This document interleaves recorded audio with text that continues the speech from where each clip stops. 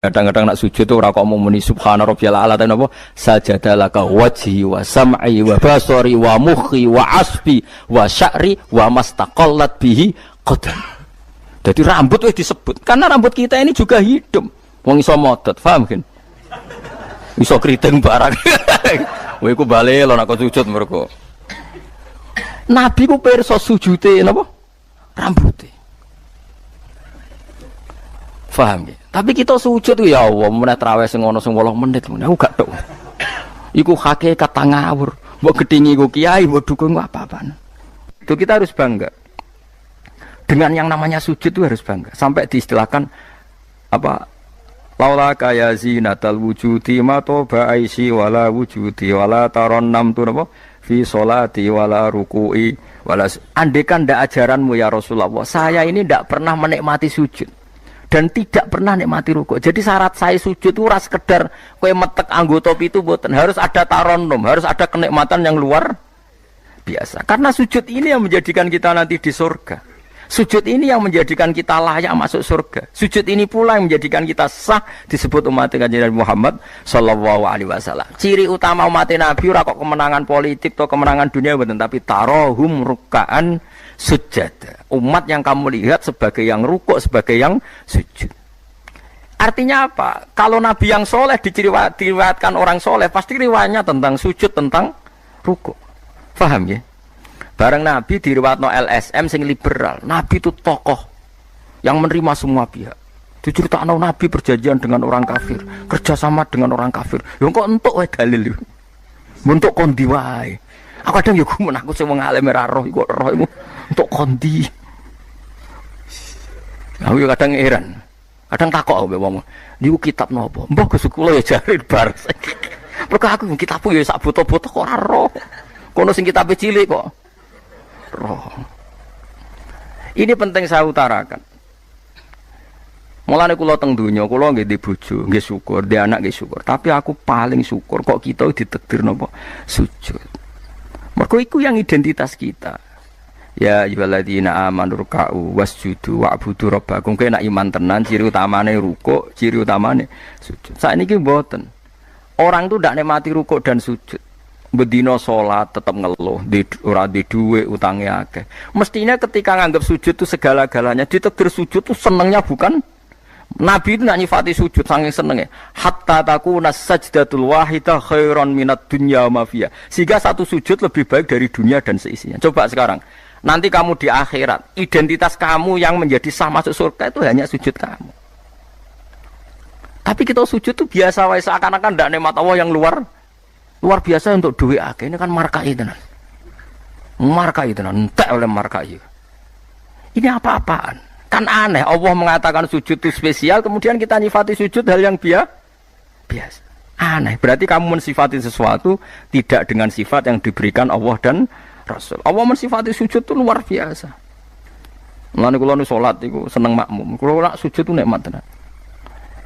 Ya sujud itu wis ngene iki. Mulane kula nu yakin, di antara barokahnya Habib saya itu karena melanturkan beberapa syair yang itu mudawan itu dibuka ulama-ulama dulu kayak tadi. Laula kaya zinatal wujudi ma toba aisi wala wujudi wala taronnam tu fi sholati wala ruku'i wala sujudi. Taronnam tu nyanyi-nyanyi kecil. Maknane ora sekedar ya tentu ndak nyanyi. Ngono wis dandutan apa sujud boten. Maksudnya iku menikmati taronnam itu. Kok ora iku sujud perucat gak jelas. Masyaallah ya kok do urip. Kula niku heran. Itu tenang. Coba sekarang sampean lihat surat Fathah yang di akhir. Sifat umatnya Nabi itu apa coba? Tarohum ruk'an sujud. Orang-orang yang kalau kamu melihat aktivitasnya itu ruk'an, melakukan rukuk sujud. Memang kita punya ambisi politik menguasai Indonesia atau apa? Enggak apa-apa. Itu tapi setelah rukuk dan sujud. Bahkan kalaupun kita berpolitik demi supaya rukuk enggak dilarang, sujud enggak dilarang. Semua porosnya demi napa sujud. Mulane surat Iqra dimulai dan ditutup dengan wasjud waktari. Sekarang enggak. Umat Nabi ngomong fadhil sujud do pelo. Pelo bisu. Ngomong fadhil sujud wis ra iso. Padahal sujud ini yang identitas kita. Kita masuk surga itu karena sujud. Bahkan ketika kita masuk neraka, iku neraka sing rawani iku walam takulin nar atharos sujud. Neraka itu tidak berani makan bekas-bekasnya. Kayak apa kalau yang sujud itu bathuk kamu, tangan kamu, dengkul kamu, terus hati kamu, fisik kamu. Mana nak sujud? Nah cara fikih sujud itu kan sementing anggota pitu nempel. Gini ku napa al-jabhah wal yaden warukbaten wal qadamen. Berarti pitu kan bathuk sitok, pira gen telapakan loro, dengkul loro, terus apa? Delamaan sikil loro. Kemudian ulama ada yang mengatakan harus ma'atahamulin yasir, sedikit ditekan. Mbok ukurane nganti ngecap ora roh, pokoke niku ukurane ku ditekan apa? Sedikit. Oke. Tapi sebetulnya kalau kamu fair, itu hanya syarat cara fikih. Nah cara Kanjeng Nabi zaman sugeng nak sujud nganti gituan. Kulo nu cek apal.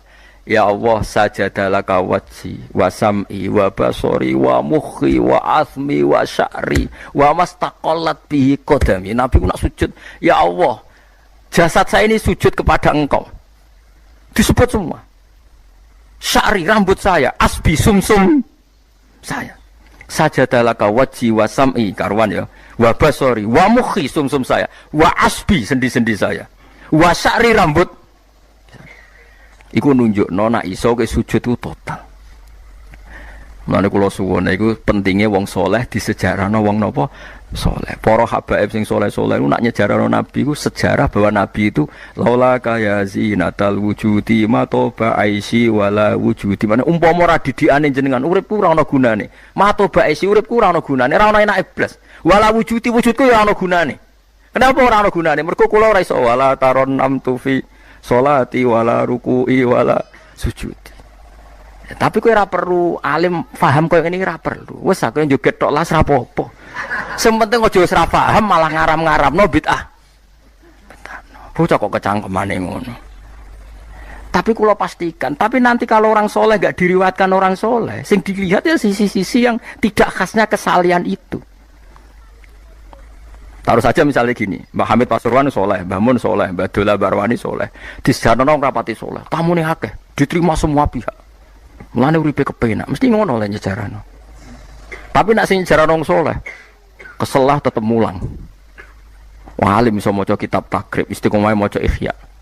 Lah kula nak kenal Mbah Hamid, ning misanane Mbah kula.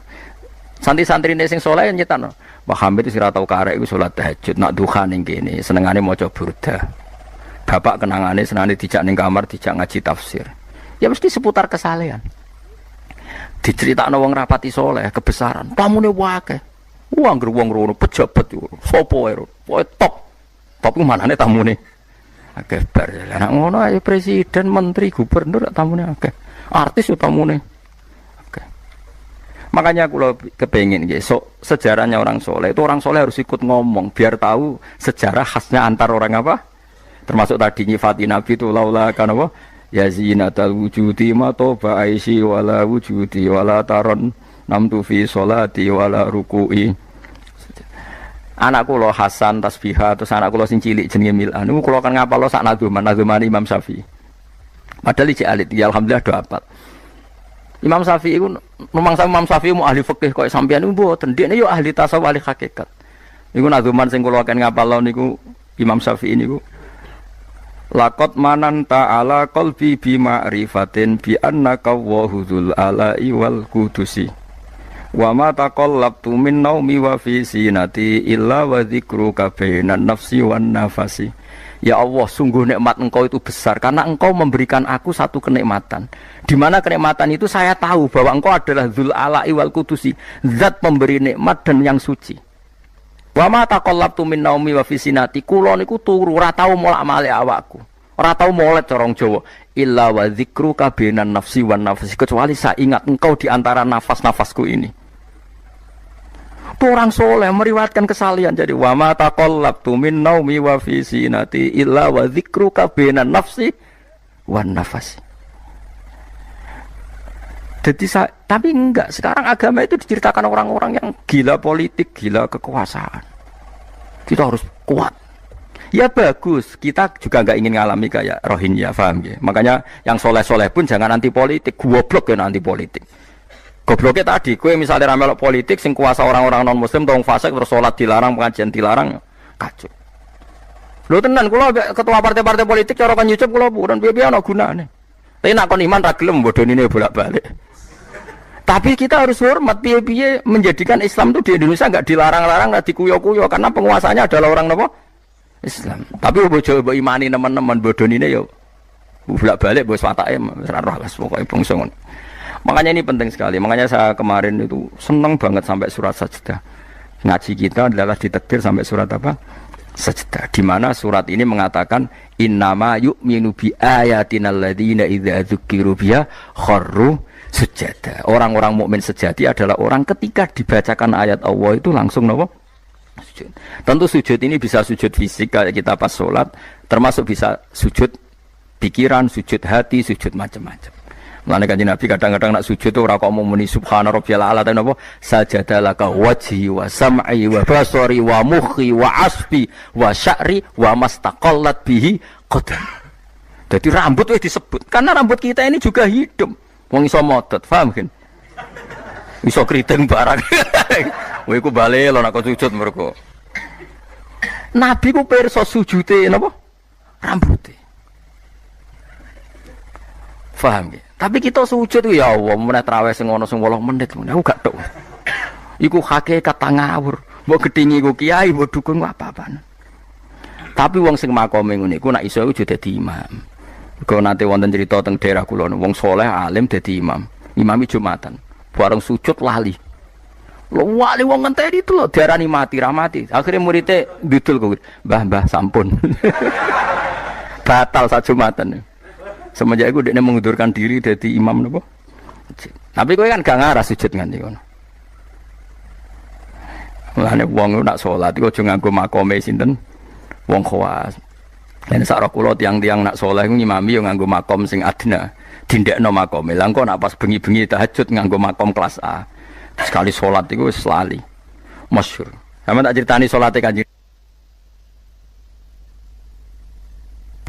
Kanjeng Nabi nak sholat tu Aisyah turun ning ngarepe.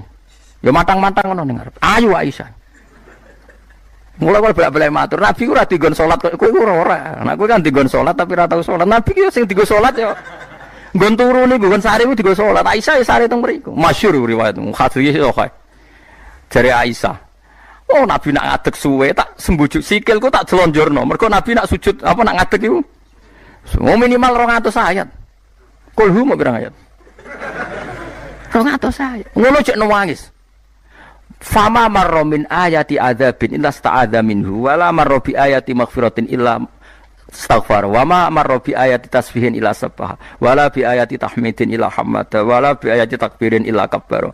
Setiap lewat ayat tasbih dia baca tasbih. Setiap lewat ayat istighfar dia membaca. Jadi misalnya subbihisma rabbikal a'la subhanallah subhanaka ya Allah. Mau pas maca ayat intu azibhum fa inna ibadu ya Allah lakal hamdu walakal mulku ya Allah wa ma'fuan nangis. Dadi Aisyah ngerti paling suwe tak sodoro sikilku. Barang kok ape sujud lagi sikilku tak tarik, tak pengkeretno. Mulane jare ka'annahu lam ya'rifna qat. Nabi itu ketika ndak salat itu teman kita. Tapi nek wis salat seakan-akan ndak kenal kita. Sampai sahabat itu udah bingung, Nabi be salat ning masjid. Sahabat nyun sewu sing sok kenal sok parek. Nabi itu ya talawan, wajahnya rubah kabeh. Karena hulam ya'rif Nabi itu tidak kenal kita kalau mau salat. Saking haibahnya mau sowan Allah Subhanahu wa taala. Tapi setelah salat baru Nabi happy. Dan Nabi itu rindu salat. Masyhur itu Nabi kalau banyak masalah itu sampai takok-takok Aisyah. Ya Aisyah Bilal kok gak rene-rene. Maksudnya qomat atau azan. Ketika Bilal teko, sopan ya Bilal, arihna bis salat, arihna bis salat. Masyhur. Arih ngeke istirahat sira Bilal nak ing kita bis salat. Ayo Bilal aku nang istirahat no nganggo salat. Dadi Nabi yang roh donya sumpek. Iku istirahate iku. Mulane disebut wa qurratu aini fis salat. Tenange atiku. Lah kok terus di umat ayame di dhuwit iki umat apa? Ya umat sing kumat, ya siku jawabane. Umat sing kumat. Lah ya meskipun kira iso nglakoni tapi tak critakno nek ke wong saleh iku disejarahno wong saleh ben ijek sambung. Dan saiki Rasulullah itu sayyidus sholihin. Sayyidus sholihin sing diceritakno Quran sifate umat iku tarahum ruk'an sujud. Saiki umat sifate tarahum yatlubunal mal wa yatlubuna kadza wa kadza yatlubunal jah wa riyasah. Jadi sok ben cara umpama Quran kok iso dikarang sifatem ora tarahum rukaan sujada sifat umate ngalor ngidul golek duit. Kuwi seneng disifati ngono. Gak seneng kok. Dene kula suwun ngaji surat sajdah niki kula umpama pantes nuntut Pak Rumanto tak nyembelih sapi. Mergo syukuran surat napa sujud. Tapi kok kowe syukur perkara mangan sapi ku ya elek. Mulane ra usah. Wong ngaji kok syukur perkara nyembelih apa? Sapi. Mulane ra usah. Kula nu khatam Kyai Kampe disyukuri. Nganti saiki ora disyukuri. Tangan-tangan ya bener ra disyukuri. Ben syukure mergo khatam hitam ora perkara nyembelih sapi. Tapi insyaallah kuat asline kuat. Bangune ra kuat sak menaki urunan 5.000 cukup. Golekno sapi kuru ampun. Terus sapi sing wis kesemper. Tapi kula suwun, ya melane kula suwun aja geman mengabaikan sejarah versi wong soleh. Termasuk versi ya tiang-tiang soleh. Cek saking kalangan habaib, cek sing kalangan ulama. Pokoknya tiang-tiang napa soleh itu khas. Cara seneng Nabi itu khas.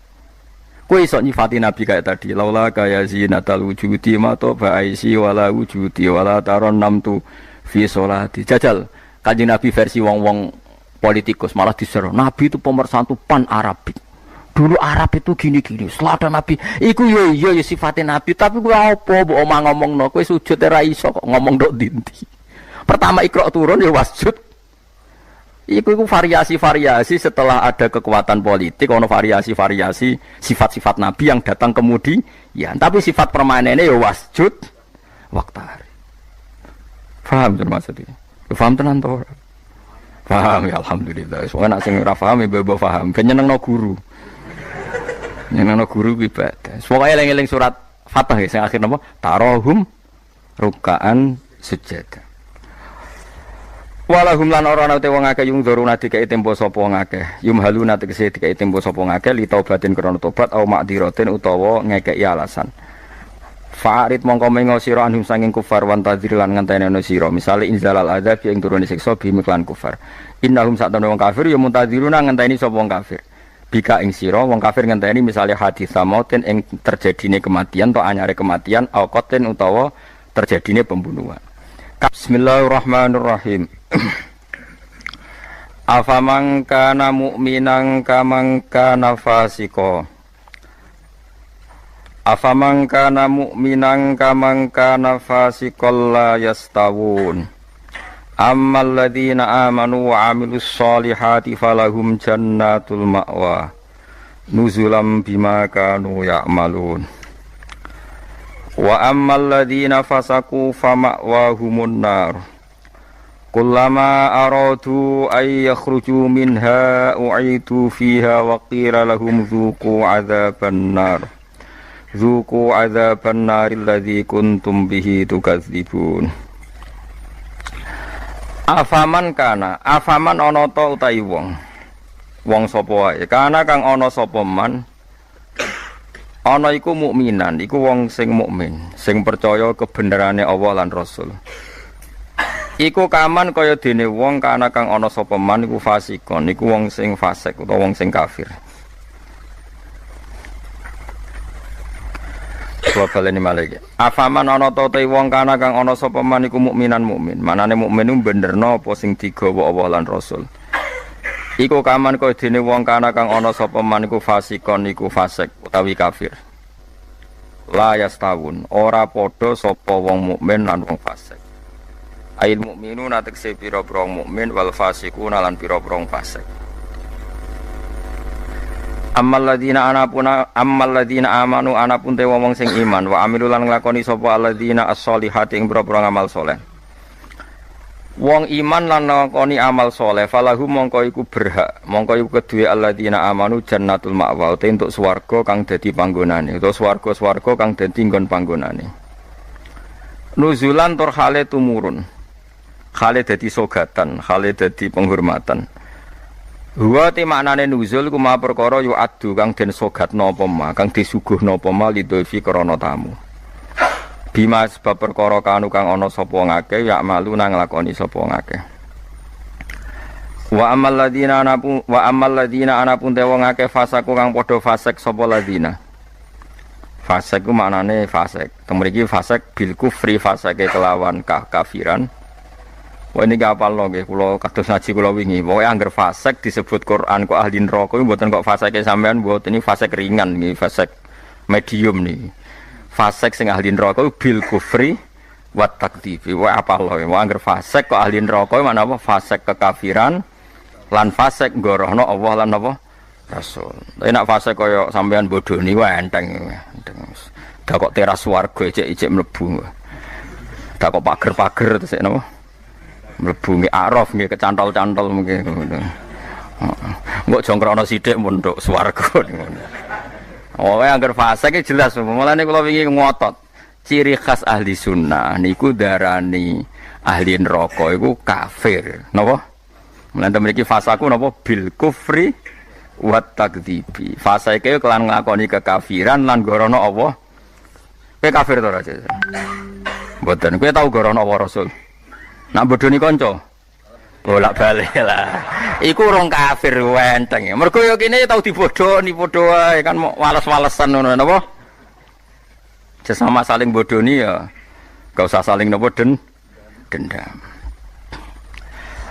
Fasaku bil kufri kelan kekafiran.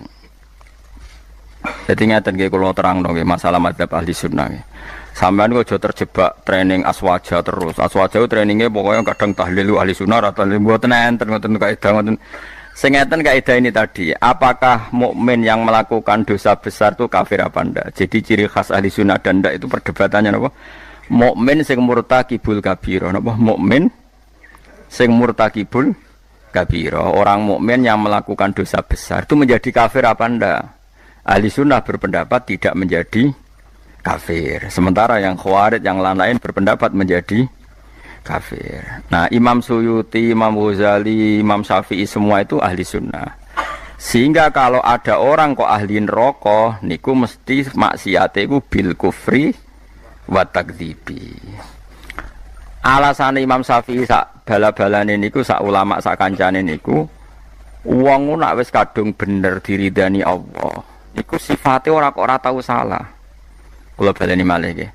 Wong nek wis bener diridani Allah, niku sifate ora kok gak tau salah iku ora. Nek Allah seneng kowe, iku statusem wong-wong sing liyukaffirallahu anhum aswa allazi amilu.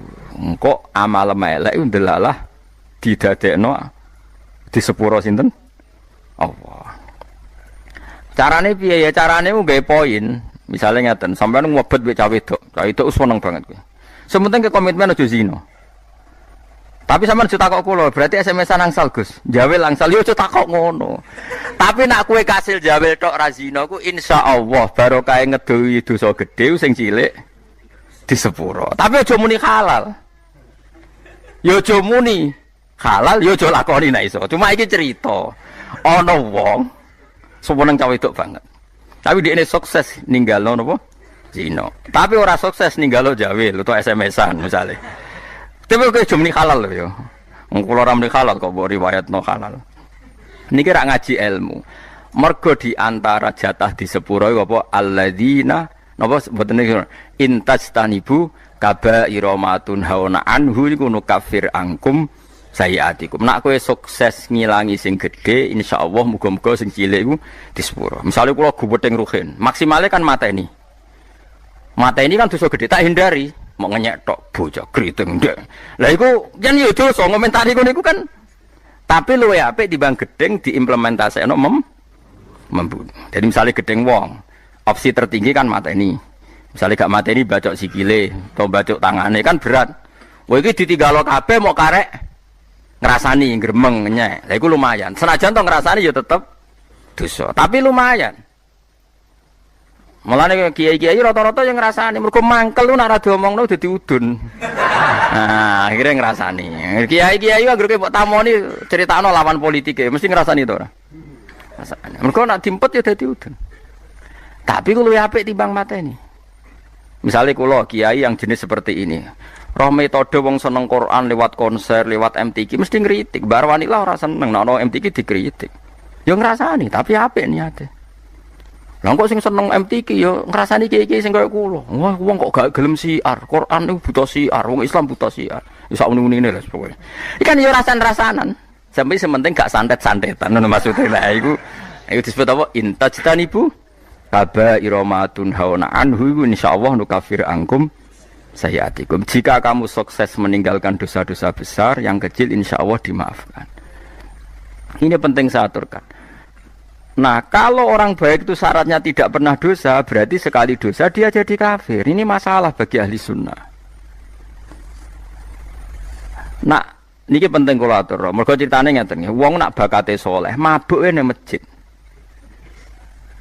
Bodoni yo santri, mergo dekne ora duwe kanca geng. Akhire korbane yo santri. Mergo dekne bodoni wong liya, wong abangan, preman ora kenal. Sing dikenali santri. Akhire korban bodoni yo. Ya kula kiai bodoni wong ya bolak-balik. Tapi kula ora tau sambat, pancen jatahe mun kadang-kadang kebodhon yo jatah. Sampeyan kula critani, zaman Nabi ana wong jenenge Abdullah. Niki hadis sahih teng Bukhari wonten, teng pundi-pundi wonten. Wa kana yulaqabu khimaron. Ndek niku sampe nak ngundang kanca-kancane niku khimar. Wa kana yudhiku Rasulullah wa kasiron. Ndek niku senengane guyokno Kanjeng Nabi. Kanjeng Nabi orang yang sering serius iku mergo mimpin perang macam-macam nak roh dolah iki guyu. Kancane ra ngundang dolah tapi niku iku nak mabuk ini masjid Kanjeng Nabi. Mboten trimo masjid mriki mboten. Masjid Kanjeng Nabi. Ngefly. Anggere takok, kowe wong fasik kok ora ning terminal ta dalan ning masjid. Aku nak ora Nabi ku ngeluh. Tapi ojo minum gak ngregani Nabi. Aku tak ora minum yo ngeluh. Angel gak? Akhirnya singkat cerita, Nabi itu profesional, masih santri ini nak salah ditakzir. Takzirane Syaribul Khamri ku gak ada batasnya. Gak ada ukurannya, memang di Quran gak ada. Sehingga kadang Nabi yo jilid 20 kali, kadang 80 kali. Bil jaridi wan ni'al. Ini sing khusuk-khusuk ngrungokno hadis iki. Jarid niku napa? Apa kan pelepah napa? Kurma wan ni'al ku sandal. Dadi ana sahabat sing saleh-saleh ku ditabuki mbek sandal, kadang ambek. Tapi bariku ya ngono meneh. Nganti sing jilid ku bosen. Dadi cara ning Aceh polisi syariate nganti napa? Bosen. Singkat cerita ada sahabat yang ngomentari begini.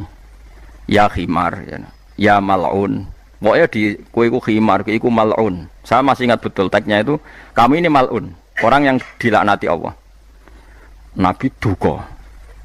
La tal'anuhu fa innahu yuhibbu waha wa rasul. Lalu dalil ahli sunnah, kamu jangan melaknati dia, fa innahu yuhibbu waha. Orang ini meskipun peminum arak, itu senang Allah dan Rasul. Saya masih ingat betul takbir yang ada di kitab Ihya. Takbirnya begini, falam yukhrijhu bil maksiati anil mahabbah.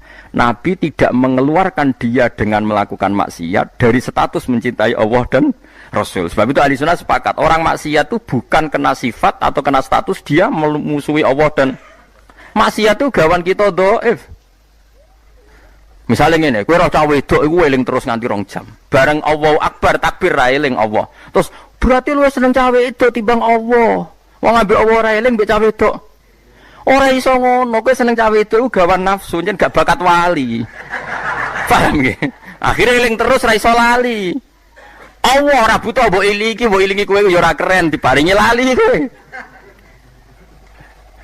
Ini penting kula ngajekno. Kula baleni malih. Sama siapa takbirnya di Ihya di beberapa kitab ahli sunnah. Falam yukhrijhu bil maksiyah anil mahabbah. Orang ini tidak dihilangkan sifat mahabbahnya kepada Allah dan Rasul hanya karena apa maksiat. Karena maksiat itu gawan bodoh, gawan lali, gawan ngebet, gawan macam. Misalnya kayak dia anak papat, bojomu setia, katut rondo. Terus ana wong muni ngene, dadi yo katut rondo lali anak bojo, ora lali ora masalah. Cuma ora iso lali rondo, tapi ora lali anak bojo. Wong nyatane dhuwit jadi bagi jatah anak ya ono jatahe. Cuma wong sing gedeng darani kowe iku lali anak. Ora lali mulai ditakoki jenenge anake ya jek roh. Kelas pirone ya jek. Cara ditakoki, "Lah kok ora mbok rabi wae?" Sungkan anakku. Lho jek roh ta ora? Ijek. Tapi ora iso lali rondo iku luwe anyar misale. Nah, yus ngono iku. Selama ini kamu kan ya begitu. Saiki ngene aku takok. Kowe nyebut dhuwit mbek Allah sedina akeh dia. Akeh dhuwit. Kerja ya demi dhuwit. Ngamuk bojo demi dhuwit. Bariku mbok tabung ning bank ono, ning plisiran lemari ono, ning kethu ono. Terhormate dhuwit di mana-mana ada yo eling, ning kethu yo eling, ning lemari yo eling. Bareng duhur pas pergi, lali aku, jebule wis mentek waktune duhur. Terus kowe tasik, wah berarti menuhankan uang. Enggak ada seperti ini. Apa iku wis pirsa nek kita iku dhaif, napa kita niku dhaif. Sehingga ahli sunnah mengatakan semua kesalahan itu ya kesalahan saja, tapi tidak menjadi kafir, tidak menjadi, bukan berarti kita ada cinta Allah dan Rasul. Jadi wong mabuk, kunane kuno wong lani kiai ora oleh gedeng preman teman-teman. Kadang yo ono wong preman, tapi ra iso mungkiri seneng kiai. Lan cara kula ora masalah ono wong ra salat nekani konser selawatan, cara kula ora masalah. Ndekne nyatane seneng pas selawatan, seneng nak menawa awal untuk hidayat. Nak ki fikih komentar, apa gunane nekani selawatan tapi ra salat. Lah nek dene ra tau nekani selawatan, ra salat terus jalur hidayate kon diye nak menawa ana siji loro selawat sing ditampa dadekno sebab napa? Hidayat. Seneng kok komentar. Ora melok dadi pangeran kok geger. Jadi kalau baleni malih, mulane teng mriki angger kitab ahli sunnah wal jamaah sing asli, ku angger ana ayate pangeran dawuh fasaku mesti bil kufri wa takdzibi. Dadi dosa fasik sing sebab kekafiran dan sebab gorono Allah lan iku lagi ahli neraka.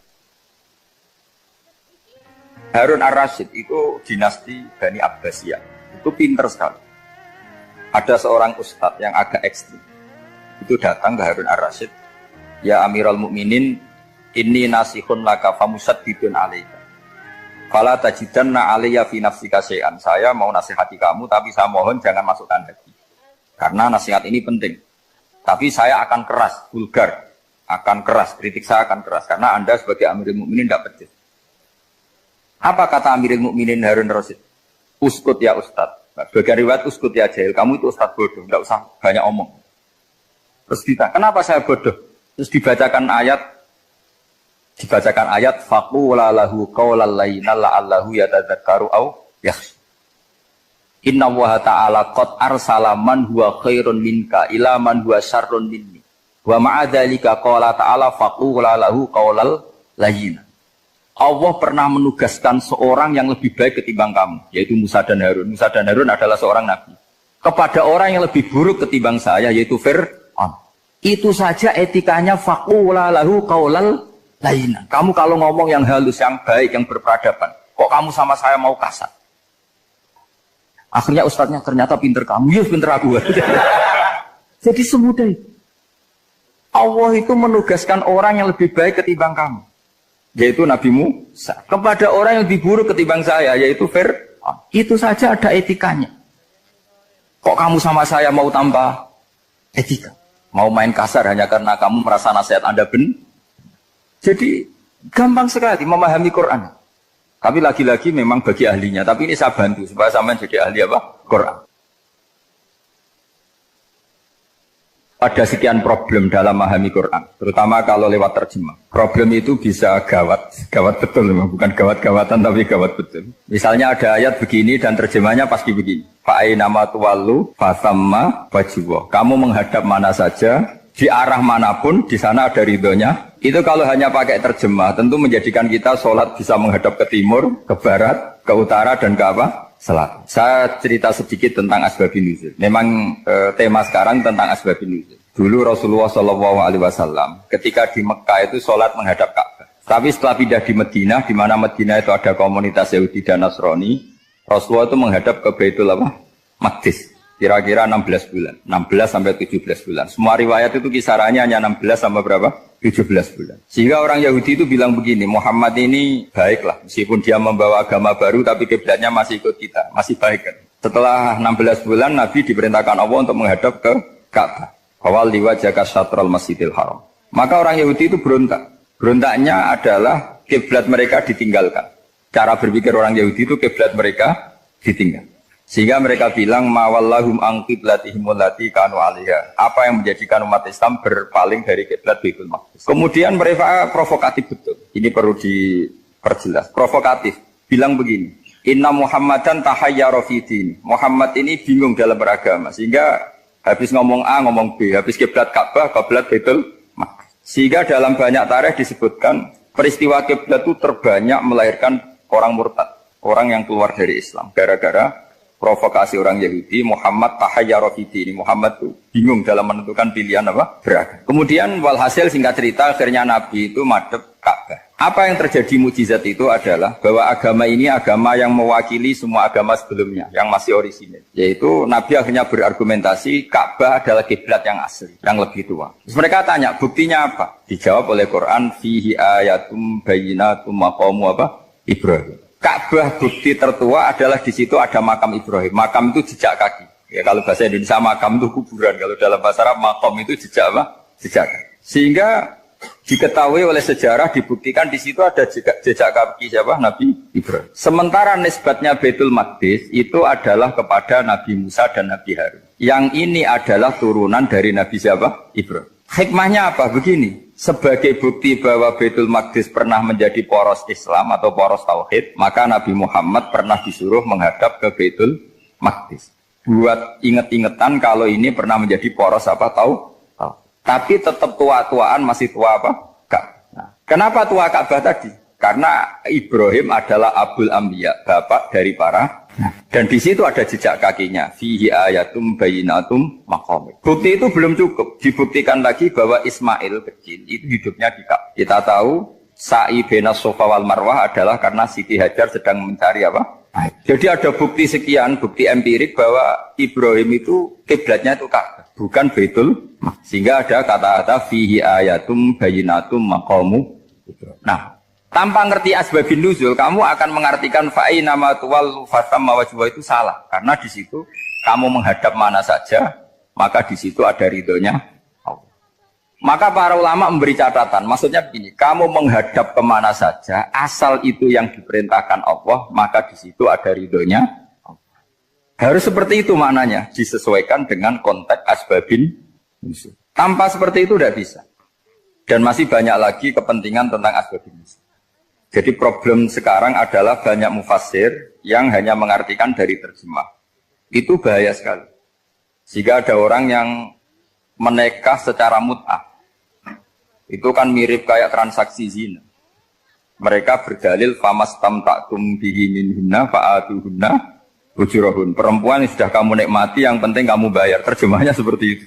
Karena ujur itu jamaknya ujroh. Itu fatal sekali. Padahal ayat itu begini, settingannya begini, setting siakul kalamnya atau asbabun nuzulnya begini. Ini sekaligus, memang saya sengaja ngaji dengan tema yang berat, bentuk penghormatan pada yang ngaji. Kalau temanya ringan kan kayak TPG. Begini asbabun nuzulnya begini. Wal muhsanatu minan nisa yang awal juz 5 itu, ya kita santai aja, yang awal juz 5 itu sebetulnya maktuf, diatafkan pada ayat hurrimat alaikum ummahatukum wa banatukum wa akhwatukum wa ammatukum wa kholatukum wa banatul akhi wa banatul ukhti. Jadi perempuan yang haram dinikah itu ada 7. Yang faktor nasab, yaitu siapa? Ibu, putri, saudara putri, bulik dari bapak, ammah itu bulik dari bapak, kholah itu bulik dari ibu, keponakan dari saudara lelaki, keponakan dari saudara perempuan. Ini disebut haram karena nasab gen. Kalau orang Jawa bilang hanya 4 karena ngitungnya bule baik dari bapak maupun ibu. Kalau orang Jawa bilang kan bule terus keponakan dihitung 1. Padahal ada keponakan dari saudara lelaki, ada keponakan dari saudara apa? Perempuan. Wabanatul akhi wabanatul ukhti. Terus kedua haram karena rodok. Kita tahu dalam hukum Islam rodok adalah sama dengan nasab. Jadi ibu yang pernah menyusui kamu berarti jadi ibu kamu. Dan saudara sepenyusuan berarti menjadi saudara kamu. Ini disebut wa ummahatukumul lati arda'nakum wa akhwatukum minar radha'. Terus ketiga haram karena musaharah, karena besanan. Jadi pagi ini misalnya saya nikah dengan Sri, bilang qabiltu nikaha wa taswijaha bil mar'il maghfur. Setelah nikah dengan Sri ini otomatis ibunya dia menjadi mertua. Otomatis haram saya apa? Nikah. Ini namanya haram karena musaharah. Atau kamu punya anak Zaid. Zaid pagi ini akad dengan Sri. Berarti Sri adalah menantu Anda. Otomatis haram bagi Anda. Itu namanya haram karena musaharah, karena bisanan. Itu yang disebut waroba apa haram-haram itu kan saat terus wa ummahatu nisaikum. Apa ibu dari istri-istri kamu. Memang ini agak jelimet, tapi memang syaratnya mufassir harus biasa jelimet. Jangan hanya nyari partai ayat-ayat untuk kepentingan partai. Wah itu ngeri. Kacau Quran dipakai kampanye. Terus itu berarti sudah 3 kan? Haram karena nasab, karena rodok, haram karena musuh. Terus yang keempat ini haram yang bukan karena sebab pada seorang perempuan, tapi karena istri orang. Disebut wal muhsanatu minan nisa. Haram menikahi perempuan yang masih milik orang lain. Nah, orang lain yang menikahi ini, istilahnya Allah adalah lelaki yang menikahi perempuan ini adalah lelaki sing muhsinina ghairu musafihin, secara nikah yang sah. Nah, nikah yang sah itu begini dalam hukum fikih Islam. Saya nikah dengan Sri, kalau hanya akad, itu saya wajib bayar mahar hanya separuh. Jadi kalau saya janji bayar 1 miliar, berarti wajib bayar berapa? 500 juta. Kalau janjinya 100 juta hanya bayar 50 juta. Itu yang wajib bil akdi. Nanti wajib sepenuhnya nunggu bil jima. Kalau sudah hubungan intim baru wajib 100%. Jadi kalau ada di Jawa nikah dengan seperangkat alat sholat itu yang atasannya tok itu wajib karena akad. Nanti bawahnya nunggu setelah hubungan apa? Intim. Nah, ini hukum Quran bukan hukum saya. Makanya kan wa in talaqtumuhunna min qabli an tamassuhunna terus fanis huma faradtum. Hanya wajib bayar setengah.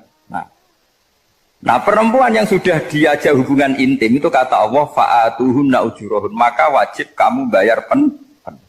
Jadi ayat itu tentang perempuan yang sudah dinikah, kita harus bayar berapa? Harus bayar pen. Ini penting saya utarakan. Nah, problem kita sebagai orang Indonesia, ini juga problem Pak On, problem semua kiai. Mahar di Indonesia itu nggak bisa dibahas di Quran. Karena keterlaluan, kecilnya itu keterlaluan. Saya ini kan kiai, sering ngakatkan itu sampai bosan, seperangkat alat sholat itu ngawur sekali. Ini mbak-mbak harus nggak mau gitu. Saya provokasi minimal itu ya berapa? 100 juta berapa? Pantasnya berapa? Pantasnya berapa? 10 gram itu berapa nilainya? Kan 1 gram 500.000 baru 5. Ya sudah mendingan itu 10 gram. Quran itu bayangannya gini sambil latihan, yang hafal-hafal biar latihan. Jangan dapat beasiswa karena hafal tapi nggak jelas juntrungannya. Quran itu bayangannya gini, ini nggak mungkin Quran ini bisa dibaca di Jawa. Wa in aradtum istibdala zaujin makana zauji wa ataitum ihdahunna qintaran fala ta'khudhu minhu syai'a. Jika kamu nikah sama seorang perempuan, kemudian kamu cerai, maka mahar yang sudah kamu berikan jangan ambil lagi. Karena mahar di Arab itu mahal, 100 juta, kadang mobil Alphard, kadang GMC. Sehingga setelah menceraikan tuh kebayang menarik. Kok enak, dulu saya memberikan itu kan karena dapat servisnya, sekarang sudah saya cerai, saya tarik. Kalau mahar di Indonesia kan seperangkat alat sholat. Jadi gak kebayang ada kalimat fala ta'khudhu minhu syai'a, jangan ambil lagi. Kebayang ngambil aja enggak? Apalagi kalau nikahnya sudah 2 tahun kan sudah lusuh, sudah. Tapi kalau di Arab itu kebayang karena mahal. Makanya orang Arab suka nikah orang Indonesia karena murah. Jadi bahasa kintoron itu harta yang enggak ternilai. Wa ataitum ihdahunna kintoron. Kok yang enggak ternilai? Mahal betul. Itu pernah saya hitung, ada yang mahar itu 400 juta, ya sekira segitu. Nah makanya setelah dicerai, Allah memperingatkan setelah kamu kasihkan, ya jangan minta lagi. Kenapa kepikiran minta? Karena jumlahnya besar. Kalau di Indonesia kepikiran nggak minta ya? Nggak kepikiran, saking kecilnya. Perangkat alat sholat, kadang 1 juta. 1 juta itu setelah hubungan intim, sebelumnya yang wajib hanya 500. Itu kan nggak kebayang. Makanya susah ngartikan Quran di Indonesia, kadang susah, karena kadang terlalu. Itu pernah Sayyidina Umar radhiyallahu anhu pernah bilang begini, wahai para perempuan, mahar itu jangan mahal-mahal, kasihan para lelaki. Itu ada perempuan alimah, ya orangnya alim betul. Itu usul langsung gini, ya Amirul Mukminin, laisa dzalika laka ya Amirul Mukminin. Waqad qala ta'ala wa atiitum ihdahunna qintaran. Kamu hanya seorang Amirul Mukminin, tidak berhak bikin aturan pembatasan mahar. Allah saja tidak batasi, kenapa kamu batasi? Sehingga dulu yang namanya nikahnya Sulaiman Agung atau Jamaluddin siapa Ratu Agung, kalau hadiah ya sampai tas mahal itu kan dari bahasa Arab mumtaz mahal, mumtaz itu istimewa, mahal itu tempat. Dia punya istri yang sangat dicintai, dikasih hadiah mumtaz mahal. Terus ilat Jawa jadi apa? Tas mahal itu sama Mujid Ulil Albab kalah. Itu kalau cerai kan kepikiran minta lagi. Dikasihkan yang baru. Tapi kalau di Indonesia tidak mungkin karena apa tadi? Seperangkat alat sholat. Begitu nyari yang murah lagi. Yang bagus kitanya, bungkusnya yang bagus. Maka nggak mungkin kita maknani Quran tanpa mengenal yang bernama asbabin. Karena makna ayat itu bisa kacau kalau kita tidak tahu asbabin. Yaitu kayak tadi makna fa'ina ma tuwallu fasamma wajhu. Itu maknanya kan kamu menghadap mana saja, boleh saja di sana ada ridhonya Allah. Berarti kan bisa ke timur, ke selatan, ke utara, ke barat. Itu bahaya betul. Sehingga kata ulama harus mengkaji asbabin supaya porsi ayat ini sampai semana jauhnya itu kita tahu. Tanpa tahu itu tidak bisa. Begitu juga menyangkut kiblat. Sekarang saya tanya, kemarin kan ramai dulu di Kemenak, kiblat semuanya diukur dengan GPS, terus beberapa masjid dikomentari salah karena diukur pakai apa? GPS. Kalau dalam bahasa falak disebut yaumarosdil kiblat. Memang bisa diilmoni. Tapi pertanyaannya begini, dari awal Allah ngendikan fawal liwajhaka syatral masjidil haram. Kamu yang penting sholat itu menghadap masjid. Masjid itu ya bangunan. Sehingga kata Ibnu Abbas yang diriwayatkan banyak ulama mengatakan Al-Ka'bah kiblatun li ahlil masjid wal masjid kiblatun li ahlil haram wal haram kiblatun li ahlil masyriq wal maghrib. Jadi kalau orang di dalam masjid kiblatnya harus Ka'bah. Di luar masjid kiblatnya asal bangunan Masjid Haram. Tapi di luar sini kayak di Indonesia boleh semua tanah. Kenapa begitu? Kata Ibnu Abbas karena Quran turun bilisanin arabiyyin mubin. Jadi kalau orang Jogja kalau mau ke Jakarta arahnya kemana? Barat. Itu sebetulnya ketika Anda ke barat itu persis Jakarta apa bisa saja pasnya itu Pangandaran. Tapi orang itu akan bilang kalau ke barat ya ke Jakarta. Meskipun presisi Anda tepatnya di Pangandaran. Nah kiblat seperti itu, asal orang menghadap ke barat itu orang sudah bilang ke kiblat. Nggak usah sedetail misalnya harus pas Ka'bah. Saya pernah debat sama tim ahli Kemenak.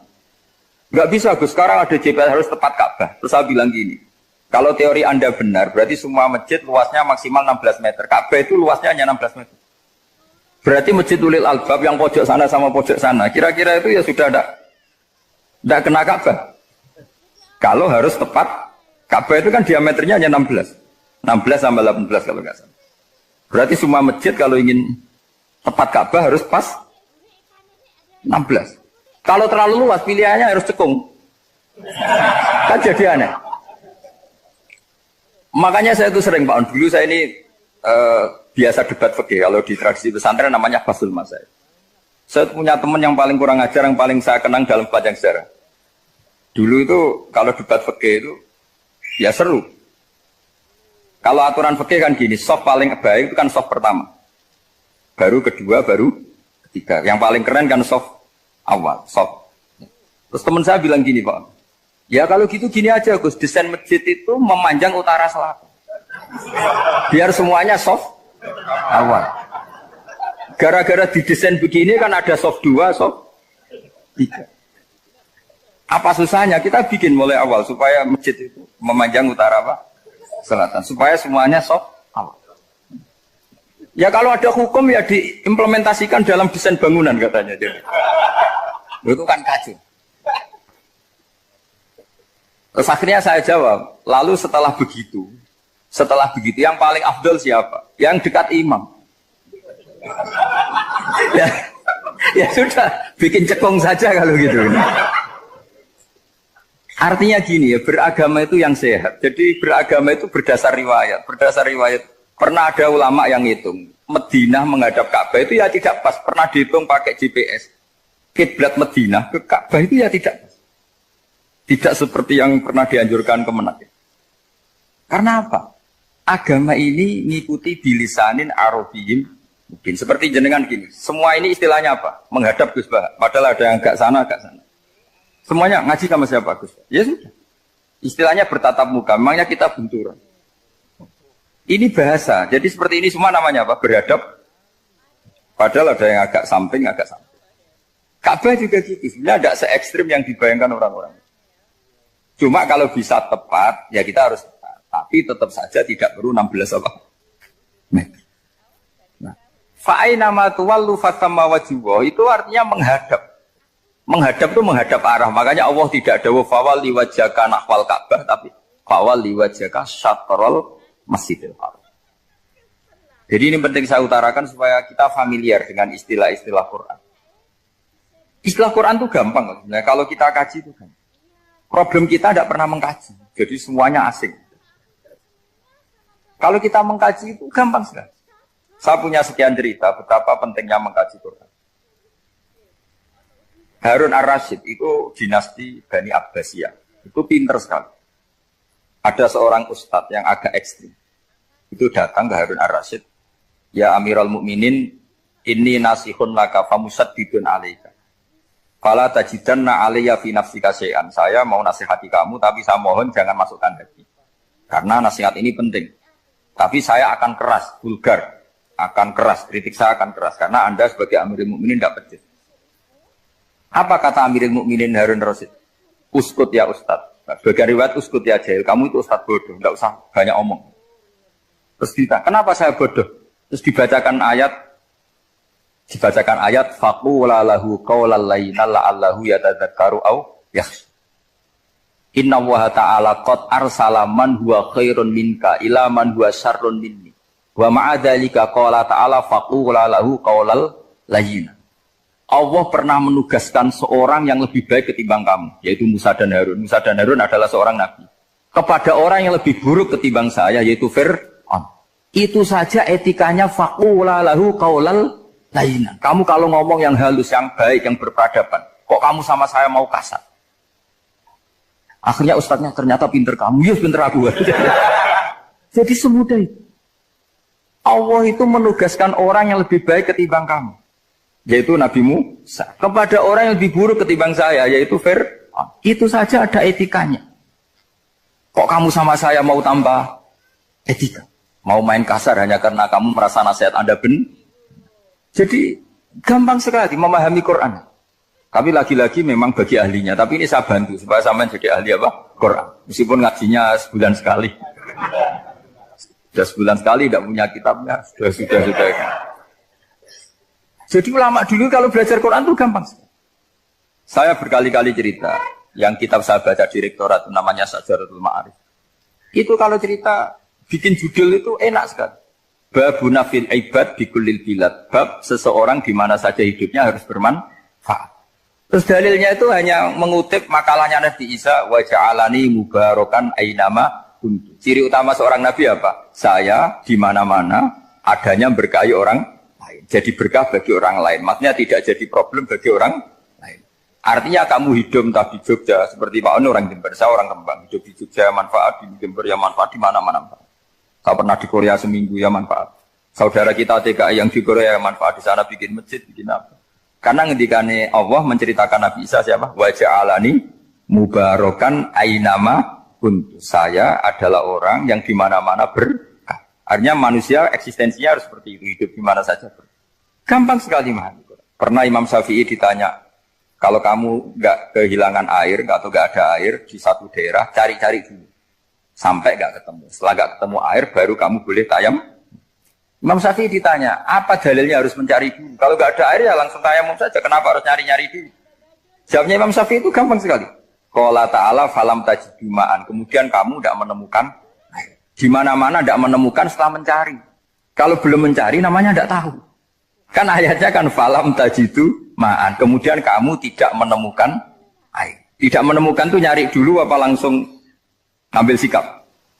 Nyari dulu baru kesimpulannya tidak ketemu. Kalau belum pernah nyari namanya tidak tahu. Segampang itu ulama dulu memahami Quran karena konstruksinya utuh. Yaitu mereka tahu betul bahwa Quran itu bilisanin Arabiyyin. Ketika Futuhat Syam. Syam dulu itu dikuasai tentara Romawi. Era Sayyidina Umar Futuhat. Yerusalem dikuasai tentara Islam. Itu awal Sayyidina siapa? Umar radhiyallahu anhu. Ketika Futuhat mau ada pesta besar-besaran. Tapi Umar menolak. Ketika menolak, kenapa Anda menolak? Beliau hanya baca ayat Inna Allaha ta'ala ayyara qauman faqala adhabtum thayyibatikum fi hayatikumud dunya. Allah itu mengkritik satu komunitas kaum yang zaman di dunia menghabiskan semua kenikmatan. Maka kita tidak perlu syukuran besar-besaran. Jangan-jangan Jatah kita di akhirat kita habiskan di dunia. Itu adhabtum thayyibatikum fi hayatikumut. Semudah itu. Semudah itu ulama. Rasulullah pernah dahar, pernah makan. Makan karena 3 hari gak makan, cara di Indonesia gak makan nasi, gak makan daging, sudah lama sekali. 3 hari Nabi hanya makan kurma dan air putih. Pernah Nabi gak makan roti sampai 3 hari. Kalau Indonesia mungkin gak makan nasi. Di hari ketiga, ada sahabat yang berbaik hati, Nabi disembelihkan kambing, dipotongkan kambing, Nabi disuruh dahar. Itu baru dahar setengah piring, Nabi berhenti. Ketika ditanya, setengah piring itu kan sudah kuat untuk sholat, untuk apa sudah kuat. Ditanya, ya Rasulullah kenapa berhenti? Bukankah engkau tidak makan ini 3 hari? Nabi menjawab, walatus alumna yauma idzin anin naim. Semua nikmat yang saya rasakan nanti ada pertanggungjawabannya. Makanya saya ada ingin banyak-banyak. Wah itu kalau diterapkan di sini nggak populer. Makanya saya tahu gayanya ngaji Quran itu nggak siap dengan konsep-konsep Quran ini. Jadi segampang itu orang dulu. Nah karena apa ya itu tadi? Mereka tahu asbabun nuzul. Quran itu diturunkan dalam konteks apa? Lafat ini arahnya kayak apa? Mutlak muqayyadnya kayak apa, muhkam mutasabihnya kayak apa, nasah mansuhnya kayak apa. Nah sedikit saya cerita ini mungkin contoh terakhir, supaya agak lama-lama, nanti bingung kalau lama. Yang bingung ya saya, bingung cara memahamkan.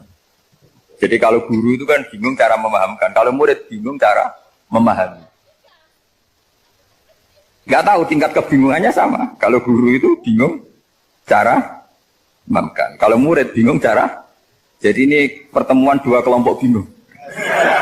Yang satu bingung cara memahamkan, yang satu bingung cara. Kalau orang ekstremis bingung cara merusak suasana, itu nggak benar itu. Ada loh. Rasulullah itu nabi, itu paling pusing yang ngadepi orang-orang yang ekstrim. Karena apa? Cara berpikir itu lompatannya itu nggak tertib. Jadi nabi itu cara berpikir itu kecerdasan nubuah. Sementara orang ekstrim cara berpikir itu kecerdasan nafsu, bukan kecerdasan manusia. Kalau manusia masih baik nafsu. Misalnya begini, kalau dalam tradisi nubuah itu, saya dengan Pak Anu berteman lama, mulai tahun 2000 berapa. Itu kalau Pak Anu bertamu ke saya, harusnya tidak usah tak kasih makan, karena sudah dekat. Tapi kalau kenalan baru itu dikasih makan, disangoni. Jadi Nabi itu perilakunya agak unik. Akhirnya ada orang yang cara berpikir itu dangkal, ya Rasulullah ini tidak fair. Yang iman lama tidak diservis, yang iman baru diservis. Cara berpikir Nabi begini, seorang Ansor itu kan sering memberi Nabi. Perjuangannya Nabi ditopang orang apa? Ansor. Donatur lah, kira-kira orang Ansor itu donatur. Donatur itu keren. Karena donatur itu artinya al-yadul ulya khairum minal yadis. Sehingga ketika Nabi sudah menguasai negara, menguasai Mekah Madinah, sudah futuhan, itu orang Ansor tetap tidak diservis. Yang diservis Nabi itu orang-orang baru masuk Islam, disebut wal mu'allafati qulubuhum atau Islam mu'allaf. Ada 1-2 orang yang protes, tentu yang nggak pinter, bukan protes pasti tidak pinter. Wong iskal-iskalnya sendiri, otaknya nggak sampai-sampainya sendiri, orang lain disuruh jawab. Makanya di sini tidak ada tanya jawab, nanti iskal-iskal kamu sendiri, bingung-bingung kamu sendiri, saya disuruh jawab. Berarti Gus Pak nggak mau ditanya, ya memang nggak mau, karena tadi jawab sendiri aja, nanti pinter sendiri, kapan-kapan pinter sendiri. Akhirnya tanya begini, cara tanya gini, ya Rasulullah, ini nggak fair. Orang sudah Islam lama setelah negara terbuka milik Anda, setelah kita menang, setelah kita menguasai negara, tidak kamu servis. Sementara yang baru Islam kamu, Nabi itu pertanyaan senyum-senyum, rileks saja. Lama-lama tambah ekstrim pertanyaan. Kata Umar, ya Rasulullah saya beri izin untuk membunuh orang ini. Umar itu pikirannya karena mangkel lo Nabi. Nabi jangan. Kalau kamu bunuh, nanti apa kata orang banyak? Inna Muhammad dan yaqtulu ashabah. Dikira Muhammad membunuh sahabatnya sendiri. Nabi masih mendengar. Komplainnya masih dengar. Lama-lama Nabi memberi penjelasan. Kamu ini orang Ansor. Kamu biasa memberi saya, memberi dana perjuangan. Memberi itu hebat. Saya tidak ingin menurunkan grade Anda. Grade sebagai pemberi, berarti kelasnya elit. Sekarang menjadi penerima. Itu tidak bagus.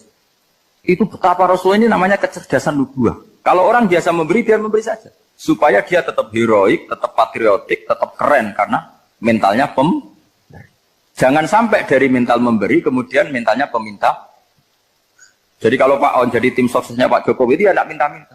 Kalau dulu kampanye ya kampanye saja. Biar memberi terus nggak pernah minta. Meskipun akhirnya ya gelong. Tapi Nabi dulu didik gitu. Jadi orang Ansor itu nggak pernah diservis. Padahal jasanya kayak gitu. Supaya kelasnya tetap kelas elit. Yaitu pemberi penanggung jawab. Nabi gak ingin orang Ansor turun grade menjadi penerima. Orang-orang yang cerdas nubuah menerima konsep Nabi seperti itu. Tanya sama Pak On, saya dadani terjemahan UI itu puluhan tahun sama Pak. Itu beliau ke kontrakan saya ke rumah beliau. Tidak pernah berharap apa. Saya sangat tertutup. Bukan apa-apa ya, kalau ingin memberi saja. Kontribusi saya pada Al-Quran. Saya tidak kepikiran mendapat. Supaya heroik. Tapi orang-orang yang cerdas tadi, cerdas amatir tadi, ini nggak fair. Wong yang memberi lama kok dapat servis sedih. Nah, sekarang itu problem zaman akhir sudah mulai seperti itu. Nah, orang ini namanya Dzul Khuwaisirah. Ini yang nanti punya anak turun Khawarij. Khawarij itu orang yang ibadahnya hebat, tapi cara berpikir dengan buah salah. Kalau orang lagi Khawarij itu orang ibadahnya hebat, tapi cara berpikir nubuah salah. Nubuah itu unik. Nubuah itu cara berpikir tadi. Apa ya? Melihat sesuatu yang benar biar benar terus. Yaitu tadi, mental memberi itu ya biar memberi terus, tidak usah di-share. Maka ketika Abu Bakar jadi Khalifatul Rasulillah, itu ada sistem kepegawaian. Itu gajinya Umar yang sudah Islam lama, gajinya Abu Bakar yang sudah Islam lama. Itu sama Abu Sufyan sama, padahal Islamnya Abu Sufyan baru setelah Fatih Mekah, kira-kira baru setahun. Terus diprotes sama orang-orang, ini Islam lama kok gajinya sama Islam yang baru setahun kok sama. Kata Abu Bakar, fadhailuhum indallah, mereka punya kelebihan Islam lama itu indallah, nanti balasannya biar surga. Kalau di dunia sesuai profesinya. Artinya profesi kalau penjaga kantor ya berapa, kalau dosen berapa, pokoknya ya sudah. Dan itu diterima oleh sahabat, semuanya nerima konsep itu. Era Umar agak dibalik. Abu Sufyan kira-kira gajinya 1 juta, yang lainnya yang menangi Nabi mulai awal gajinya 10 juta. Ditanya, ya Umar, kenapa ini jadi rubah seperti kebijakan Abu Bakar, tidak seperti Abu Bakar? Jawabnya Umar lucu. Fawwah la usawwi baina man qatala Rasulullah wa baina man qatala ma'a Rasulillah. Demi Allah saya tidak akan pernah menyamakan orang yang dulu merangi Rasulullah yaitu Abu Sufyan dengan orang sing selawase dari Rasulullah yaitu Sayyidina Ali dan sebagainya. Ini penting. Artinya ketika gajinya orang saya seperti Ali radhiyallahu anhu itu tinggi itu bukan karena lamanya Islam, tapi karena lamanya iman. Jadi mulai dulu istihad itu ada dan dulu dia biasa saja. Karena tadi ada kecerdasan nubuah. Saya ulang lagi, ada kecerdasan apa? Sekarang itu kecerdasan tomak atau kecerdasan nafsu.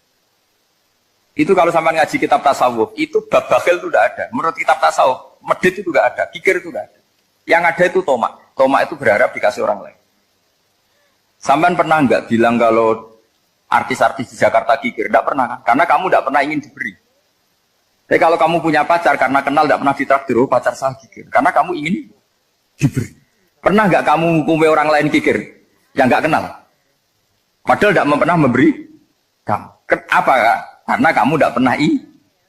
Coba sekarang kamu saya tanya, ini latihan cerdas. Definisi kikir itu apa tuh Pak? Nggak pernah memberi kamu kan? Artis-artis Jakarta, tokoh-tokoh nasional pernah nggak memberi kamu? Enggak kan? Tapi tidak pernah kamu vonis kikir. Karena kamu tidak pernah tomak. Tapi pacar kamu, kok amin ditraktir terus? Atau istri kamu, atau mertua kamu, kok tidak ngasih warisan, kamu bilang kikir enggak? Sebabnya kikir betul apa karena kamu tomak, berharap? Tomak. Maka di kitab tasawuf itu enggak ada bab kikir, yang ada bab tomak. Karena asal usul menvonis orang kikir itu karena tamak. Maka jangan banyak kenal orang, nanti banyak hukum kamu. Sombong juga gitu, di tasawuf itu enggak ada bab sombong. Karena orang hukumi orang lain sombong itu karena kamu ingin dihormati. Ada orang enggak kenal, terus lewat saja enggak tanya kamu bilang sombong enggak kan? Tapi kalau kenal, oh sombong betul, kenal enggak tanya kan itu. Jadi tasawuf itu sisi unik dari terus ingin kenal Pak Jokowi ingin jadi menterinya, nanti kenal rektor ingin jadi pegawainya. Ketika enggak diturutin bilang Pak Rektor kikir. Tapi orang lain ya kak pernah berharap, mungkin enggak menvonis Pak Rektor atau Pak On ini kikir, enggak kan? Berarti vonis kikir itu status orang itu apa enggak kesampaian niat kamu? Memang agak jelimet ilmu tasawuf itu, tapi itu unik, itu bagian dari khazanah apa? Islam. Makanya Rasulullah itu sering isti'adah minta perlindungan wa min toma'in fi ghairi matma'in. Ya Allah, saya tidak ingin berkeinginan yang tidak layak. Coba kamu protes negara itu karena apa? Ingin makmur sejahtera tanpa kerja, sehingga nyalakan menteri keuangan, menteri ini. Makanya kalau guyonannya ulama tasawuf gini, tak beri bocoran. Guyonannya orang tasawuf. Begini guyonannya. Anta lam tajid min nafsika kullama turid. Fa kaifa turidu min ghairika kullama turid. Kamu yang punya keinginan saja tidak bisa memenuhi apa yang kamu inginkan. Kenapa keinginan itu kamu timpakan ke orang lain untuk memenuhi kamu? Wong kamu yang punya keinginan saja tidak bisa mewujudkan. Kenapa keinginan Anda kamu timpakan, bebankan orang lain untuk memenuhi keinginan Anda? Misalnya kamu, Gus saya ini goblok, tolong pinterkan. Wong kamu yang ini saja tidak bisa. Kok menyuruh saya? Jadi kalau tiap tasawuf itu unik. Seperti kamu mencintai istri tulen, itu ingin kan dicintai istri tulen. Kamu sendiri kan nggak bisa cinta tulen, masih pelengahan sana sini. Kamu pacaran, ingin pacar kamu setia. Ternyata kamu bikin sekian alternatif. Kalau putus ini punya ini, putus ini. Tapi kamu ingin ini setia, kan nggak fair. Makanya guyonanya orang tasawuf itu, anta lam tajid min nafsika kullama turid fa kaifa turidu min ghairika kullama turid. Gampang tuh apalane pokoknya ratrit gitu aja gampang. Jadi kamu yang punya keinginan saja tidak bisa memenuhi. Kok orang lain disuruh memenuhi. Sehingga orang tasawuf itu malu betul. Misalnya saya kok ingin Pak On takdim sama saya itu kurang pegawai. Kalau saya ingin ditakdimi saya menakdimi diri saya sendiri. Makanya berbahagialah orang yang ngilu terus saya ganteng sendiri ya Allah. Saya kaya sendiri. Menunggu orang lain bilang kamu kaya itu repot. Menunggu orang lain bilang kamu hebat itu, ya sudah bilang aja ya Allah saya hebat, ya Allah saya ganteng, ya Allah saya cantik. Daripada menunggu orang lain bilang apa? Cantik. Jadi ilmu tasawuf itu nih.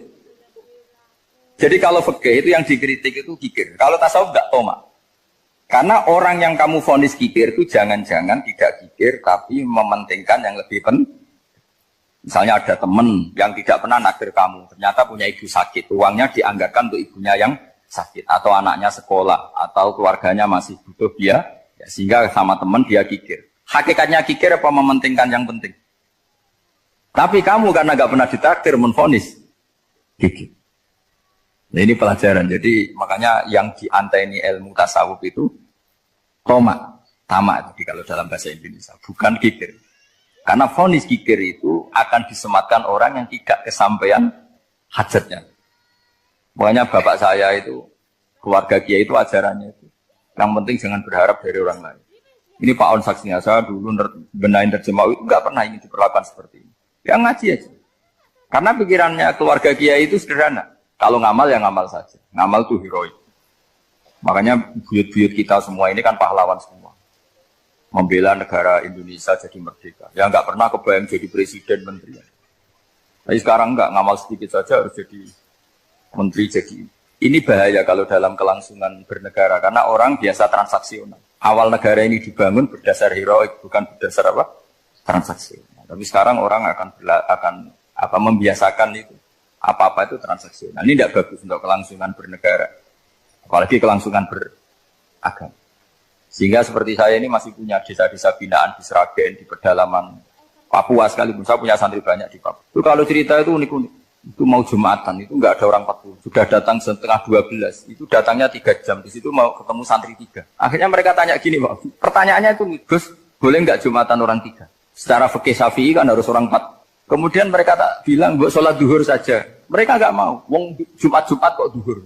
Harinya kan Jumat, masa sholatnya? Sehingga kita yang jadi kiai akhirnya nyari fikul madzhabil arba, nyari fikih madzhab 4. Ternyata Imam Malik membolehkan orang 6. Ada yang bilang 12. Yang penting keceluk jamun itu kelompok. Kalau 3 kan belum keceluk apa? Belum disebut apa? Ini penting saya utarakan supaya kita berjuang itu bukan karena selfish seperti ini. Tapi yang namanya dakwah itu menjadikan orang tidak tahu menjadi tahu. Termasuk kepada desa-desa tertinggal. Sama. Yang namanya menteri itu pembantu presiden untuk memenuhi kebutuhan rakyat banyak. Sekarang misalnya menteri pertaniannya itu hebat, cerdas, tapi petani nggak mau nandur padi mau apa? Coba yang membantu ketahanan pangan itu para petani mau nanam padi apa karena menteri pertanian? Karena petani mau nanam. Ya sudah GR saja, kita pembantu presiden semua. Karena ikut menyumbangkan ketahanan pangan. Tapi kamu kan nggak digaji, kita keren, ngamal tanpa harap gaji. Ini penting supaya Anda itu nggak hati kecil gitu. Ikut menyumbang negara tanpa ingin dapat gaji. Keren nggak? Nah itu nubuah. Apa? Nubuah. Orang Ansor itu seperti itu. Sehingga ketika Rasulullah wafat dan ada kompetisi kepemimpinan, itu orang Ansor gak ikut. Sudah kita makmum saja, silahkan dibagi di. Saking baiknya orang ini. Nah, makanya saya ulang lagi ya. Kecerdasan nubuah ini yang nggak difahami orang Khawarij. Orang Khawarij cara berpikir yang kerja banyak harus dapat banyak. Sementara kecerdasan nubuah enggak. Yang biasa memberi terus memberi saja. Ini saya baca supaya dapat berkahnya ulama-ulama dulu. Karena ini dikarang oleh ulama yang dipakai rujukan seluruh dunia. Begini, qala Ibnu Taimiyah ma'rifatu sababin nuzuli yu'inu ala fahmil ayat. Jadi mengenali asbabin nuzul itu membantu memahami secara benar ayat itu. Karena tadi kalau ayat itu dipotong itu maknanya bisa kacau kayak tadi famastam ta'tum bihi minhunna fa'atuhunna ujurun. Kalau diterjemah itu kan mendukung kawin mut'ah. Kalau terjemahnya saja perempuan siapa saja yang pernah kamu nikmati yang penting kamu bayar, itu kan aliran sesat dan menyesatkan. Itu konteks asbabun nuzul tidak seperti itu. Perempuan yang sudah menjadi istri kamu, seorang lagi perempuan yang sudah menjadi istri kamu, jika sudah kamu hubungan intim maka maharnya harus dibayar penuh. Tapi kalau belum hubungan intim maharnya hanya wajib separuh. Fanis huma farotum illa ayafuna au yafu alladhi biyadihi uqdatun nikah. Tapi tadi kalau di Indonesia gimana Gus? Itu yang repotnya. Maharnya itu tadi mau kena atasan dan apa? Bawahan. Wah kacau kalau di Indonesia. Sehingga kita bingung kalau dalam logika Arab kan gitu. Bayangannya kalau cerai kata Allah fala ta'khudhu min syai'at. Harta yang sudah kamu berikan ke istri jangan diambil lagi. Sampai dilarang ngambil tuh karena jumlahnya banyak sehingga kepikiran ngambil. Kalau di Jawa nggak usah dilarang sudah tidak akan ngambil karena rukuhnya sudah lusuh. Itu susahnya baca Quran di Jawa ya. Karena dari awal maharnya terlalu apa? Kecil. Terus beliau Imam Suyuti termasuk di sini menyontohkan yang pasti salah kalau difahami yaitu tadi ayat apa itu fa'inama tuwallu fastamanawa wajib. Jadi beliau terus meringatkan betapa pentingnya mengenali asbabin. Karena asbabin nuzul itu gampang. Saya ulang lagi, asbabin nuzul itu gampang. Gampangnya begini ya, kan ada satu peristiwa. Misalnya begini, Rasulullah itu kan mengkritik penuhanan Lata dan Uzza. Berhala-berhala itu dituhankan, dikritik sama Rasulullah. Kemudian mereka begini, karena mereka biasa personifikasi Tuhan. Muhammad, kalau Tuhan itu tidak Lata Uzza dan itu terbuat dari batu, lalu Tuhan Anda itu dari apa? Amin fiddotin audabin, lalu Tuhan Anda ini dari emas apa dari perak? Karena mereka nggak bisa membayangkan Tuhan tanpa dipersonifikasi. Terus Allah menurunkan qul huwallahu ahad, Allahus somad lam yalid wa lam yulad wa lam yakul lahu kufuwan ahad. Karena otaknya mereka sudah begitu, yang namanya Tuhan itu harus dipersonifikasi. Cerita yang paling unik gini Pak On, ada bos Islam, ada bosnya TKI yang baik. Mereka mengizinkan pekerjanya sholat. Bareng sholat tuh diingeti ke atas ke bawah, kok nggak ada arcanya. Sehingga setelah sholat dibilang, apa saya berikan berhala sekalipun? Karena nggak kebayang ada orang sholat kok tanpa berhala, tanpa Tuhan. Yang kamu sembah itu mana? Kok nggak ada? Apa tak belikan? Jadi unik. Nah teman saya yang satu unik lagi, dia termasuk pegawai Garuda yang derekno saya ke Korea itu orang pegawai Garuda. Dia karena orang kaya biasa ke Eropa kemana-mana itu. Singkat cerita dia sholat di mall karena nganggep Korea itu sudah negara maju kayak Eropa. Setelah sholat di mall pas asar itu, security-nya nelpon polisi. Pak polisi di sini ada ritual teroris. Jadi kalau menamakan sholat itu ritual. Jadi artinya apa? Ritual-ritual yang kita lakukan itu macam-macam cara pandang. Orang ateis itu kan Cina kan Korea itu kan ya Cina lah, Korea, Jepang, RRC itu kan sipit. Itu ya yang namanya ibadah sembahyang harus ada patungnya atau ada arcanya atau ada benda-benda. Orang Islam kan nggak ada sama. Makanya mereka itu kok bisa? Problemnya kita, saya ulang lagi, ini problemnya. Problemnya kalau ada itu ya repot. Begini misalnya, ini masih tentang asbabun nuzul. Ini contoh terakhir, tentang masih asbabun nuzul. Umar radhiyallahu anhu, sahabat Umar itu kalau mencium hajar aswad itu sambil gedumel. Tidak berdoa, tapi gedumel. Masyhur. Itu ada di Bukhari.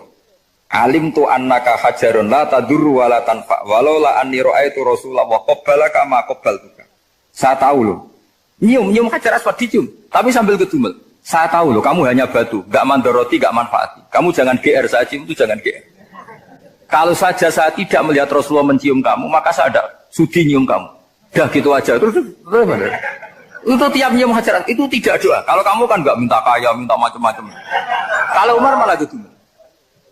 Nah kenapa demikian? Itu ada asbabun nuzulnya. Umar itu saksi sejarah. Ketika Rasulullah Fathi Mekah, Nabi kan tawaf terus mencium Hajar. Itu di belakang masih banyak orang kafir. Kebetulan Umar masih di sana. Sudah Islam Umar, tapi dia di belakang. Dengar orang-orang kafir, Muhammad itu tua aneh. Katanya melarang nyembah batu. Ternyata dia nyembah batu. Jadi Nabi nyium Hajar Aswad itu dikira nyembah. Katanya ngelarang nyembah batu, tapi dia kok nyembah batu. Karena Nabi mencium Hajar Aswad. Nah karena untuk menghilangkan stigmasi itu, Umar tiap nyium Hajar Aswad ngomong gitu. Kan ada sound system, mungkin jadi sound system. Supaya jelas bahwa penciuman ini bukan karena menyembah. Artinya mudah sekali kenapa Umar ngomong gitu. Karena asbabun nuzulnya seperti itu. Coba kalau kamu tidak tahu asbabun nuzul, Umar maksudnya gimana? Gak doa, gak apa kok malah ngomong gitu kan. Tapi kalau kamu tahu asbabun nuzul Umar itu yang mendengar komentar orang sama ketika kita tawaf itu kan 3 pertama kan kita lari-lari kecil. Itu ceritanya juga gitu. Rasulullah itu hidup di Medina, terus diterkenalkan miskin. Medina itu kota wabak, kota penyakit, endemik. Dulu Medina, Yasrib itu kota endemik. Sehingga kata orang kafir-kafir Mekah, yaji uliha dalbet kaumun kot wahanat huma Yasrib. Nanti akan datang satu komunitas kaum yang sudah lemas karena kena penyakit TBC dari Yasrib. Nabi dengar itu, makanya terus bilang ke para sahabat, tunjukkan kalau kamu kuat dengan cara lari 3. Terus pakai pakaian yang kelihatan maco, yaitu yang dipakai lelaki-lelaki. Baunya dikelihat. Nah, setelah Rasulullah wafat, Umar menggantikan beliau setelah Abu Bakar. Umar bilang gini, sebetulnya tawaf seperti ini, yaitu lari pertama 3 putaran pertama lari dan memperlihatkan pundak seakan-akan orang maco itu sudah nggak perlu. Karena alasan itu sudah tidak ada. Tapi ini tinggalan Rasulullah, maka jangan rubah ya tetap seperti ini. Akhirnya meskipun sudah tidak ada alasan tadi menjawab stigmasi orang kafir, tetap tawaf seperti itu. Jadi memang agama itu unik. Kadang kita harus tahu alasannya, tapi alasan itu kalau menjadi mahatul hukmi, pijakan hukum sah. Misalnya kamu terus bilang gini, ya berarti tawaf sekarang bebas, gak perlu seperti itu. Kan alasan itu sudah ada. Nah di sini pentingnya riwayat. Riwayat itu begini, logikanya sudah nggak ada, tapi kaifiah itu, cara itu masih kita terus. Dan itu memang, saya ulang lagi, harus tahu asbabun nuzul. Saya beri contoh ya misalnya, wa idza darabtum fil ardi falaysa 'alaikum junahun an taqsuru minas shalah. Terus ayatnya di mana? In khiftum ayyaftinakumul ladzina kafaru. Jika kamu pergi dalam keadaan takut ditangkap orang kafir atau takut diculik orang kafir, maka kamu boleh mengqasar salat. Itu jelas ada ayat in khiftum ayyaftinakumul ladzina kafaru. Jika kamu takut diculik orang kafir. Sehingga ketika Ba'da Fathi Mekah, setelah Mekah dikuasai Islam, Umar tanya, ya Rasulullah, kenapa engkau masih sholat qasar? Bukankah kita sudah aman? Waqad qala ta'ala in khiftum ayyaftinakumul ladzina kafaru. Allah ngendikan boleh mengqasar itu kalau dalam kondisi takut. Waqad kunna fi amrin, sekarang kita sudah aman. Jawabannya Rasulullah itu unik. Ya Umar, hadihi shadaqatun faqbalu shadaqah. Ini sedekahnya Allah, bonus, sudah terima aja, enggak usah catatan-catatan gitu. Sehingga era Umar ya ada lagi yang tanya Umar begitu. Kata Umar, sa'altu dzalika Rasulullah sallallahu alaihi wasallam faqala hadhihi shadaqatu wa faqbalu shadaqah. Sudah ini bonus dari Allah, terima saja. Ini kan unik. Padahal kalau secara disiplin ilmu kan begini. Kamu boleh mengqasar sholat kalau dalam bepergian dan dalam keadaan takut. Logika hukumnya kalau tidak takut, tidak usah. Sama seperti begini. Kamu kalau pergi jauh seperti saya Pak On, itu ngosor sholat apa enggak ngosor kan? Alasannya kalau kosor itu, kalau pergi itu masyakot, repot. Sekarang pergi kita pakai Alphard, pakai Innova, bawa uang, disupirin, itu masyakot enggak? Enggak kan? Tetap boleh jamaah enggak? Boleh. Sebenarnya kamu jamak itu karena pengetahuan hukum apa karena enak jamak? Kalau alasannya masyakot kan sekarang sudah ada, nggak repot. Ya sudah pakai hadis tadi, ini hadiah, terima saja. Jadi makanya agama itu riwayat. Tapi ada saja ulama yang agak balik loh. Agak balik gini, banyak juga ulama misalnya duwe gawe, ibunya sakit terus ribet jamak sholat. Kenapa? Ribet ngurumat ibu. Makanya ada saja kiai yang duwe gawe mantu itu terus jamak sholat, tapi jangan ikuti. Tapi ada saja karena alasannya jamak itu karena apa? Repot. Ya ada saja, tapi ya jangan ditiru. Cuma saya ini cerita analisis hukum itu memang agak-agak unik. Jadi tadi kadang Nabi itu ditanya, ya Rasulullah kita dulu boleh jamak qasar ini kan karena in khiftum ayyafinakumul ladzina kafaru, takut diancam orang kafir. Sekarang aman, kenapa tetap jamak? Jawabannya Nabi, ini hadiah, terima saja. Ya ada sahabat yang bantah, kenapa Nabi? Allah itu zat yang baik, kalau sudah ngaji bonus nggak pernah ditarik lagi. Makanya Nabi kalau berdoa itu unik. Ya, siapa yang disiksa di dunia karena dosanya, fawahu akramu min ayyus sanniya uqubatahu fil akhir. Kalau ada orang salah kok di dunia sudah dikasih sanksi, Allah itu lebih mulia untuk mengulang nanti di akhirat. Akram itu Allah terlalu mulia, maksudnya orang kepikiran wis males ya selesai, tidak akan di. Kalau sampean kan enggak, masih ingin lagi. Jadi itu cara berpikir nubuah. Jadi berpikir nubuah itu beda. Ada orang pas sujud diinjek sama orang fasik, diinjek. Kemudian si yang sujud tadi, wawah la yaghfiru wallahu laka, demi Allah tidak akan ngampuni kamu. Itu langsung Allah memberi wahyu sama Nabi di zaman itu. Bilangin yang sedang sujud itu, dia harus minta maaf sama saya, kata Allah.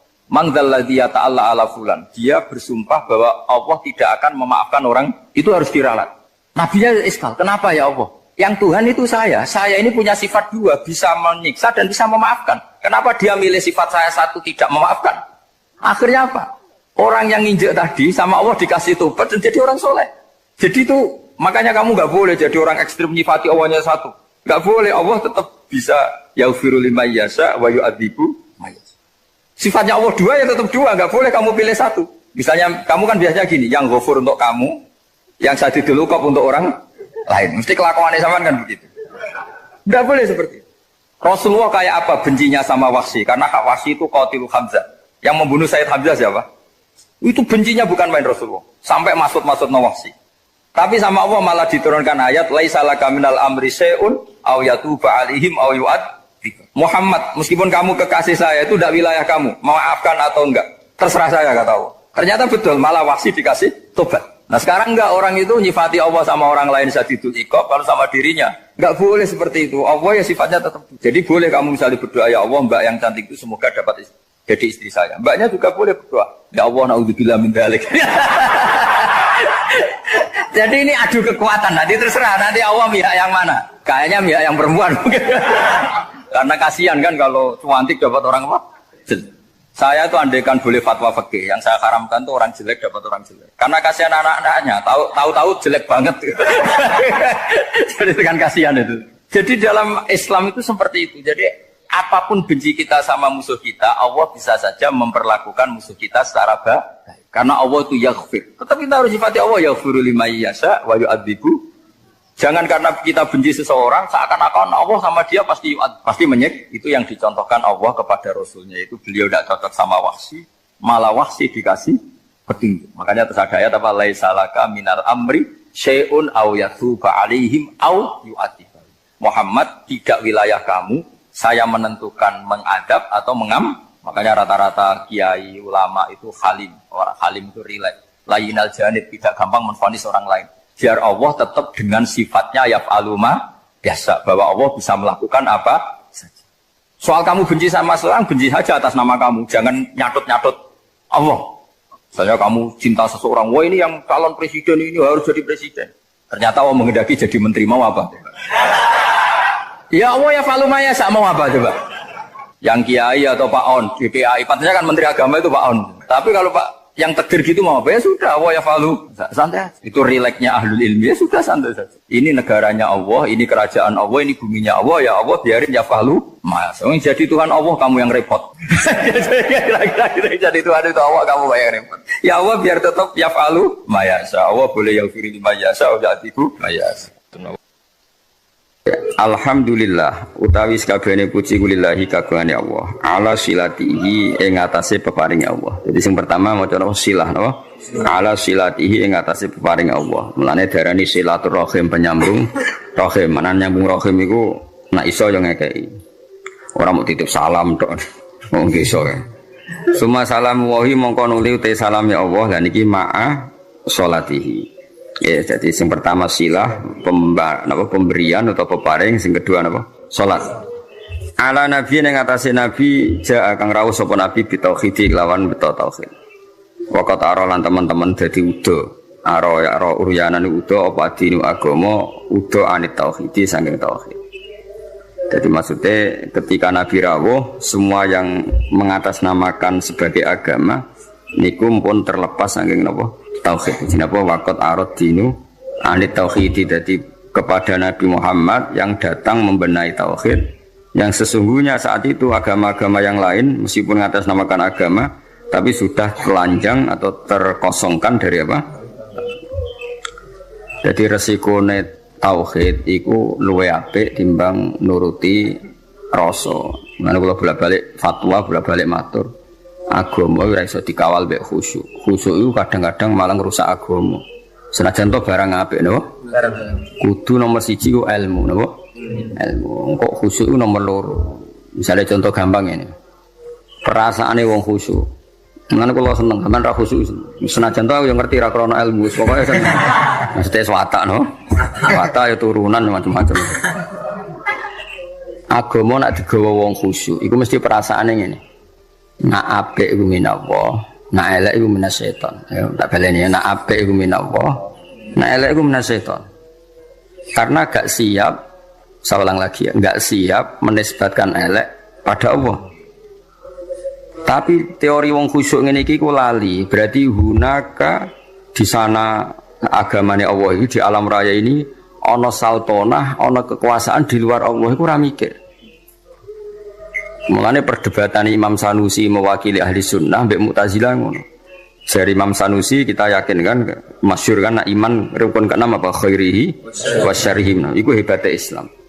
Islam iku agama sing paling ngidolakno Allah, paling mentauhidkan Allah, paling mentakbirkan Allah, paling memuji Allah. Tapi wasemono rukun iman iku khairihi wa syarrihi min Allah.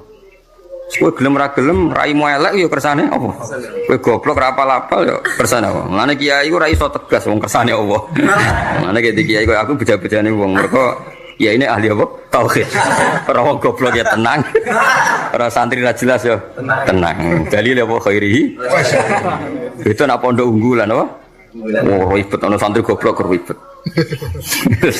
Kurang ngaji kok. Kakean manajemen apa?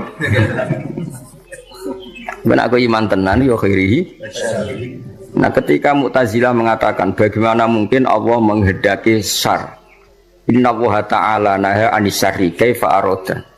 Mu'tazilah masuk akal. Bagaimana mungkin Allah melarang keburukan kemudian dia menghendaki. Apa? Kaifa arada syarra wa huwa nahahu. Bagaimana dia menghendaki keburukan sementara Allah melarang itu. Orang Mu'tazilah agak masuk akal.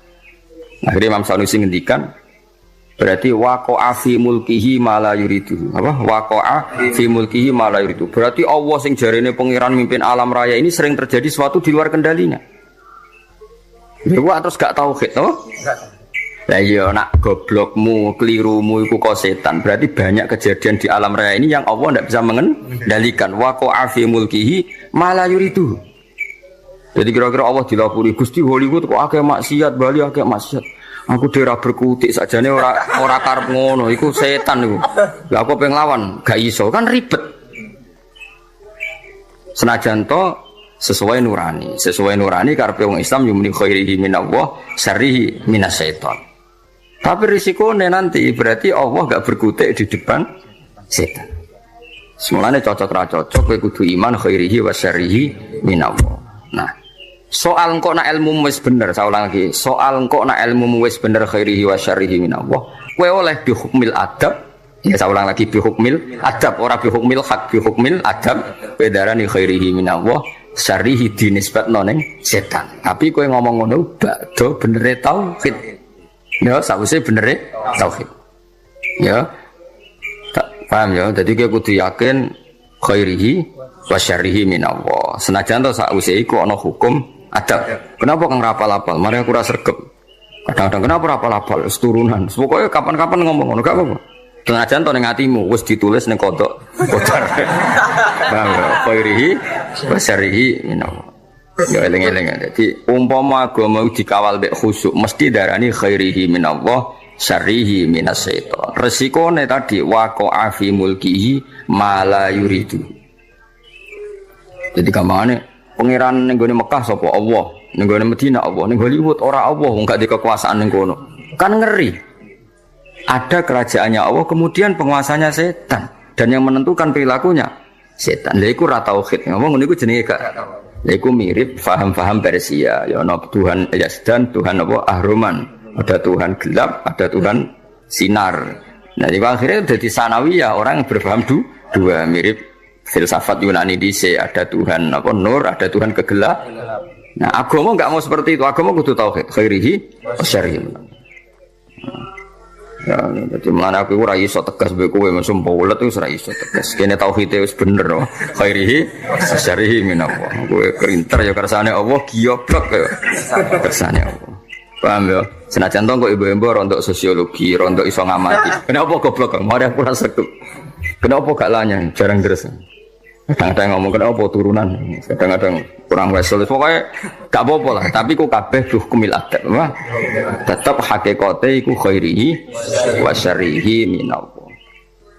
Paham ya? Jadi wong iku ora oleh ngawal Islam mbek khusyuk. Agama iki tau ana prahara mergo paham-paham khusyuk. Ane khusyuk itu sausé ilmu.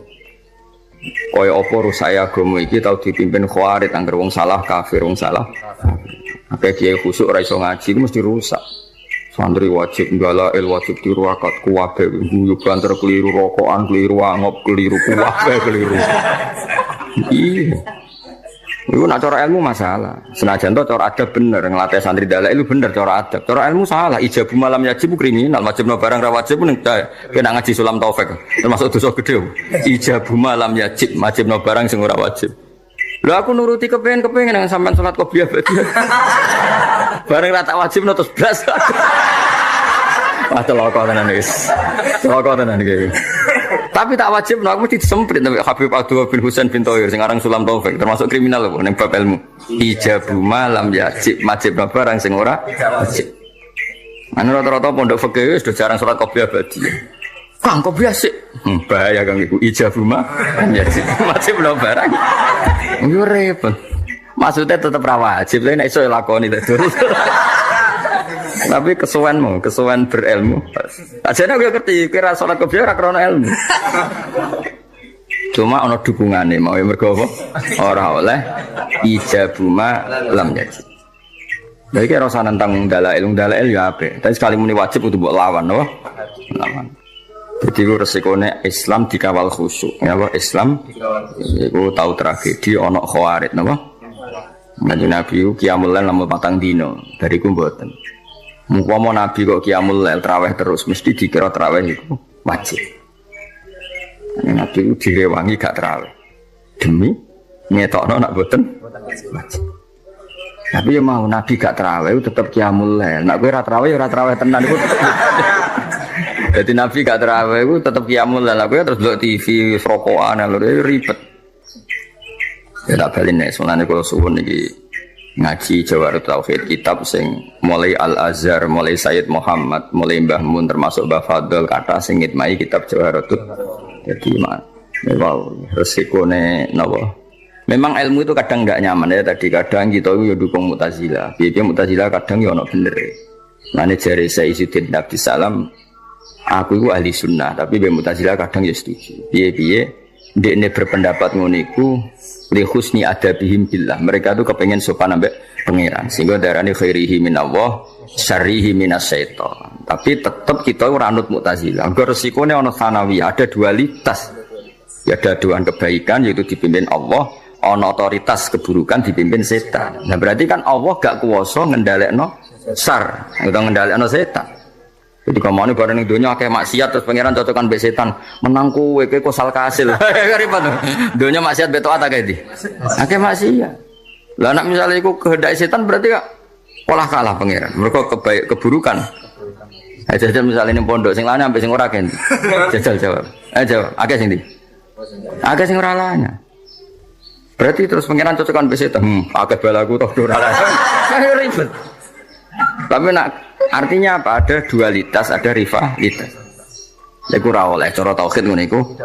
Nah, ngene Kanjeng Nabi ngendika ya pokoke khairihi wa syarrihi niku aneh Islam. Jadi Islam iku nglarang syar, ya, Islam itu nglarang syar, nglarang keburukan, tapi nak cara iman kon muni khairihi wa syarrihi minallah. Mulane agama iku ono aneh. Ada Mbah Mun agama yo ono aneh. Lah ora aneh piye? Kondarani syariku manhiyun, sesuatu yang dilarang. Tapi kondarani syariku minallah. Mbok logika kaya apa ya bingung.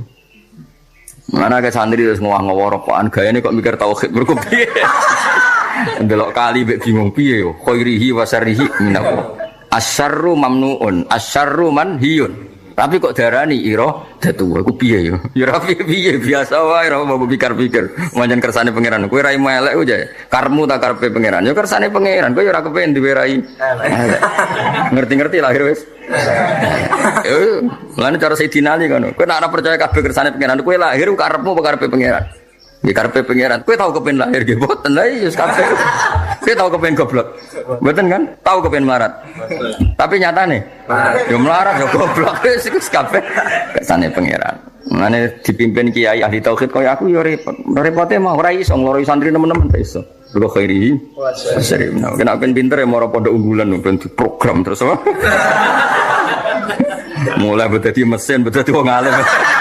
Ora roh, kok ana standar ya, Pak? Standar. Tahun pertama 10 juz, tahun kedua kok kan ono, gak ngono didik apa? Didik. Kere santri 8 tahun rabu. Ribet. Lha wis makom tauhid to, Pak? Makom tauhid. Iku khairihi wa syarrihi minallah. Nah iki kok kula sewenang ana alumni lapor pegatan ya sewante. Mbah alumni ini jenengan saya teng Korea kerja ya sewante, krungu pegatan yo. Sewante sekuabe khairihi. Nama ada eling-eling yo.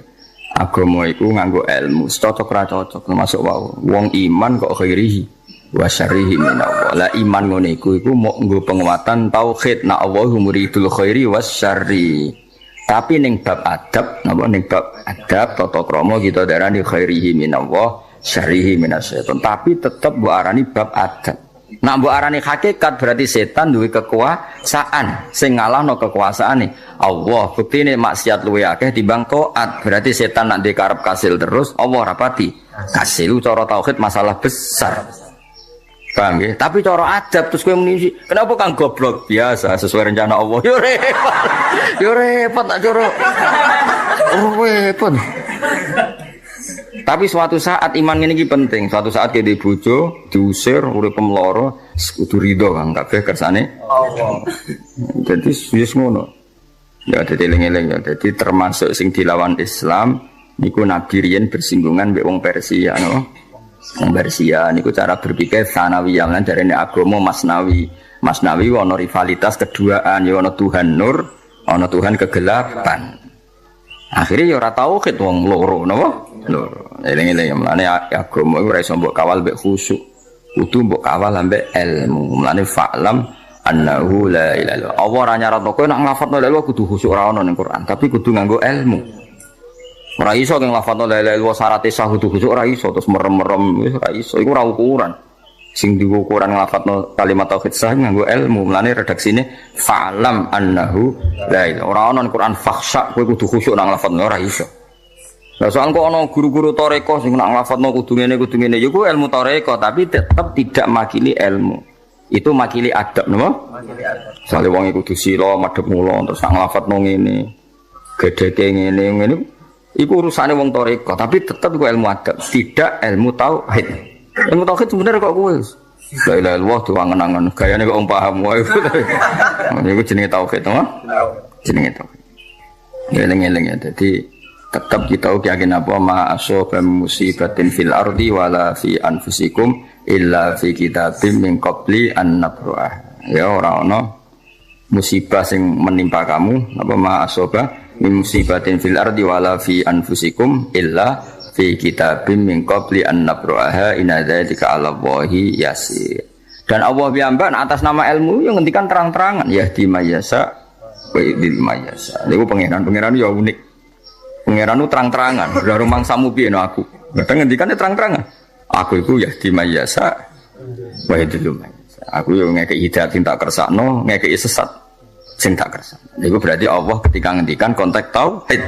Tapi tentu kita dididik ada ma'asobaka min hasanatin famin Allah wa ma'asobaka min sayyatin famin nafsi. Tapi Allah ketika ngendikan tauhid kul kullum min indillah. Jadi lha iku ono dawuh tauhid, ono dawuh adab. Ya, ono dawuh tauhid. Nah kowe masalah goblokmu yang ono kadang bertauhid khairihi wa syarrihi min Allah, kadang yang nganggo adab. Napa kang goblok? Mari aku jarang mutolaah, ngono gayane soe nganggo adab. Paham kita ini nganggo adab keselan yo kabeh kersane pengiran. Ora repot kok kabeh kersane pengiran. Nah aku pinter, berarti rasa sesuai catatan Imam Mahfud. Wis ditulis Imam Mahfud goblok kok aku pinter. Enggak ada di kowe oleh di pilihan loro apa? Tauhid sampai adab. Mana tauhid terus kesel yo nganggo adab, nah adab kesel yo. Tauhid. Milah di. Ya semua kok delok-delok apa? Ya jelas eling-eling iki pentingnya ngaji tauhid. Dadi agama dawuh Mbah Mun, dawuh guru-guru kabeh ono aneh. Iku mau agama ono paradok, macam bada adin napa wariban agama ono aneh iku. Wong agama iku anti keburukan. Saulang lagi agama itu anti keburukan, anti maksiat. Tapi kon ngiyakini khairihi wa syarrihi minallah. Tapi tetap kondarani syarr iku manhiyun, sesuatu yang dilarang. Ora usah takok, ya ngono aku. Yo bingung no sithik-sithik ora apa wis pancen. Tetep luwih bingung gak di dhuwit, paham. Gaya tok wong mlebu aku mikir tok itu bingung ora tok akalku. Gaya tok terus kayak dhuwit 1 juta ilang bingung. Ngomong sing muni bingung mikir tauhid ya, terus kayak dhuwit 1 juta, ilang bingungnya tetep bingung. Hilang. Kecuali nak ngene bareng kayak dhuwit 1 juta, saku kayak dhuwit lah gak nikmat angger jawaban tauhid urung apa? Terjawab wis bak dhuwit iku. Nak ngono ya hebat. Ana sing ngono. Oh, tak angkat dadi wali saiki ana. Ayo tak angkat dadi wali saiki. Wis tak peksa, wis ra ditampa lah peksa nak pancen itu. Bocah-bocah, aku bingung mikir tauhid. Jarene ngene. Terus kayak dhuwit 200.000 wis ra usah akeh 1 juta. Bingunge ilang to. Hilang. Wah, suruh tuh ngopi rokokan silang bingung. Bareng takok itu wah urusane pangeran santai. Bareng duwe entek bingunge kumat. Gayane masalah tahu. Asline ya ora. Nah sak kula mun ngoten, kula di dhuwit katalan namun mikir tauhid nggih nangis tenan. Kula nganti saiki dhuwit kula nggih kathah. Nek mikir pangeran nangis tenan. Kowe gak iso yakin ris. Mesti angger bingung ya plus kere mah ngono. Wis ra dadi wali, ra bakal dadi wali. Ya ala nabiyyin ja'a bit tauhidi wa qad arad dinu anit tauhidi. Terus niki kula kepengin khatam tapi mboten kula sedanten sarai kula waca mengki sing penting-penting mawon. Di tulisannya Nadoman ada yang beberapa harus dibenahi. Kados wau fak napa wajibun taklidu habrin minhum. Nah itu mereka tulisannya khairin. Mestinya itu habrin. Mereka yang dimaksud itu orang pinter, no? Tapi yang mereka ditulis apa? Khairin. Sebenarnya itu apa? Habrin, no? Jadi kalau mau tidak semuanya pakai syarat. Fa'ar sada mongko nunjukna sapa nabi al khalqa ing makhluk li dinil hakim maring agama sing bener. Bisa fi iklan pedange nabi cara saiki kekuatan militer wa haji lil hakim lan oleh nunjukna nabi bil hakim maring kebenaran. Di nabi kadang membela tauhid kalau harus pakai pedang ya terpaksa pakai pedang. Kayak ketika tauhid pembawa tauhid mau dimusnahkan kayak di perang Badar mau tidak mau nabi bela ngangge apa? Pedang. Kan gak mungkin misalnya Abu Jahal go pedang terus saya tak ulang ngaji sik aja tukaran sik kan ora mungkin. Ngomong ngono gak kepengin debat, kepengin bacok-bacokan kok kowe gak. Sik to tak sosialisasi sik. Jangan pakai kekerasan dulu. Kamu tak sosialisasi tauhid. Ya ora iso, nak musuh yang nggo pedang ya kene kudu nganggo pedangannya di antara nabi bela tauhid kadang mau ndak mau harus perangi jenenge apa bisa fihi napa. Tapi kalau kondisi normal ya ngangge hujjah. Qul falillahil hujjatul baligh. Tadi bisa fihi wajihi bil haqqi.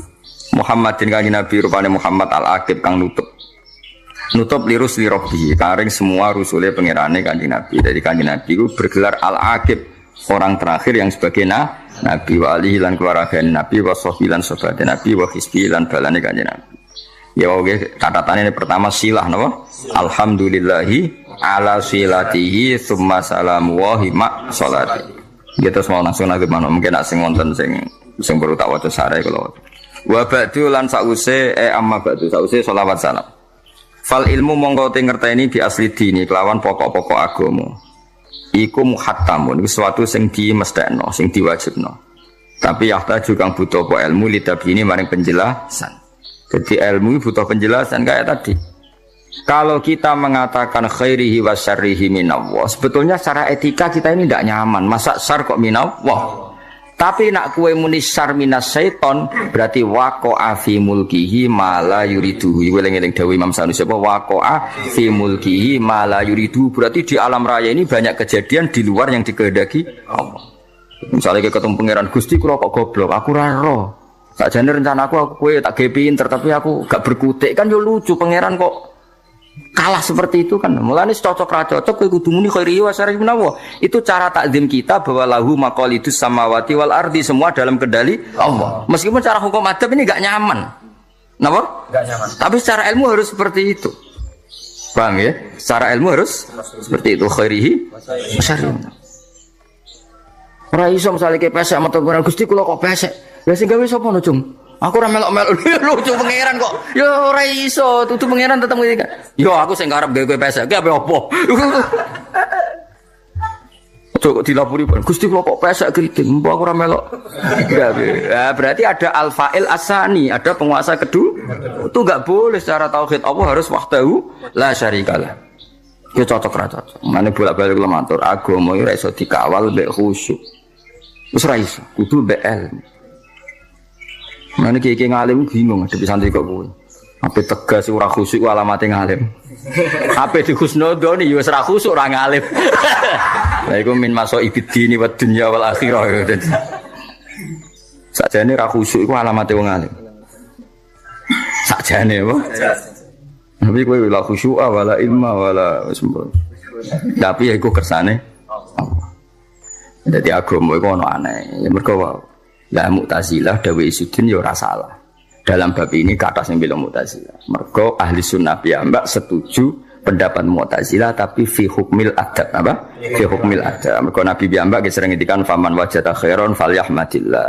Tapi nak wajada saron nggih fala yalumanna illa nafsa. Kena apik cung ya nang muji pangeran, nak kowe elek jangan menyalahkan kecuali pada diri kamu sendiri. Tapi itu tetap hukum adab, napa?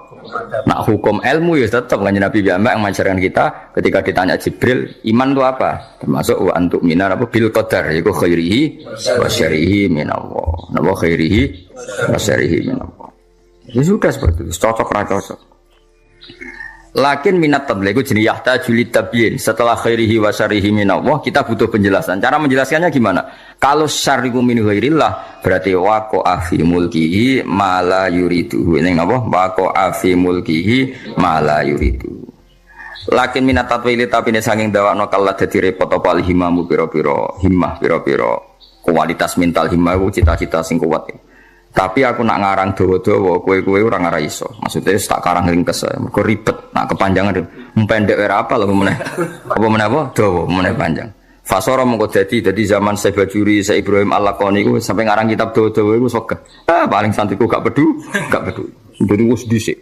santri males wis kunane kuno nganti kiai ini ora duwe nyali ngarang kitab gede kiai ini ora duwe nyali ngarang kitab gede maka wedi santrine mengabaikan jadi kowe ngene iki wis kunane kuno napa kunane kuno paham berarti zaman 600 tahun yang lalu 500 tahun yang lalu kiai ngarang kitab gede wis wegah wedi nak santrine gak moco alhamdulillah tenanan nyatane ngono mulane lakin minat tatwili allatil hima fasara mengko dadi fihi ing dalam ilmu apa al-ikhtisar fasara mengko dadi fihi fil ilmi apa al-ikhtisaru iku multazaman dadi barang sing wajib ya mestine multazaman mengko dadi khabari sara paham ya berhubung darut syair diwaca napa multazam sine fasara fihi al-ikhtisaru multazaman pondok wa hadi utawi iki ku urjuzatun ana sing maca arjuzatun tapi umume kiye-kiye nek maca urjuzah nek spontane do menapa urjuzah tapi ana sing maca arjuzah tapi biasane tradisi kita maca urjuzah.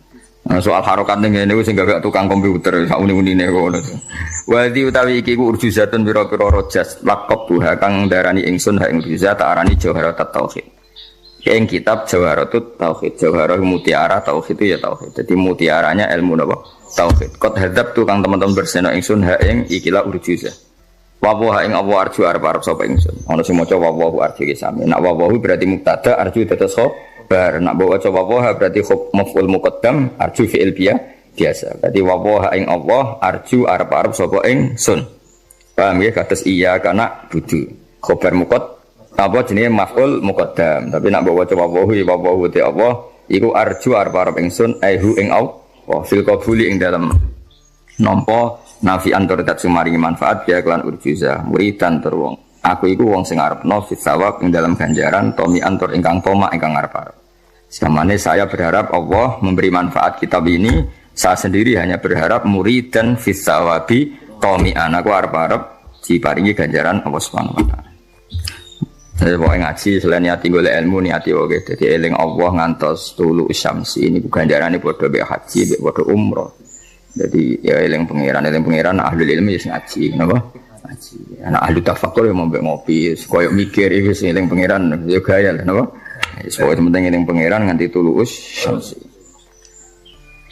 Sak penting wis wae ngaji semono apa paham ora ten apa ngaji eling pangeran kang nganti tulu usam eling ngopo jebule goblok ku sekaya ya kersane pangeran kang alhamdulillah kang sesuai rencana ning Allah mahfud ya sesuai rencana ning Allah mergo gak oleh wong gak sesuai rencana gak oleh misalnya pangeran aku kepengin zat alim jebule gak kasil ngalim terus pangeran ketika ditanya lha kok ora kasil ngalim Gusti ada kekuatan di luar saya ya kan yo elek pangeran kok kalah. Sebab kita muni ngono iku mergo secara ilmu kudu apa iku kuat. Carane piye kita yakin khairihi wa syarrihi. Namo. Dadi kowe goblok wis ditulis pangeran.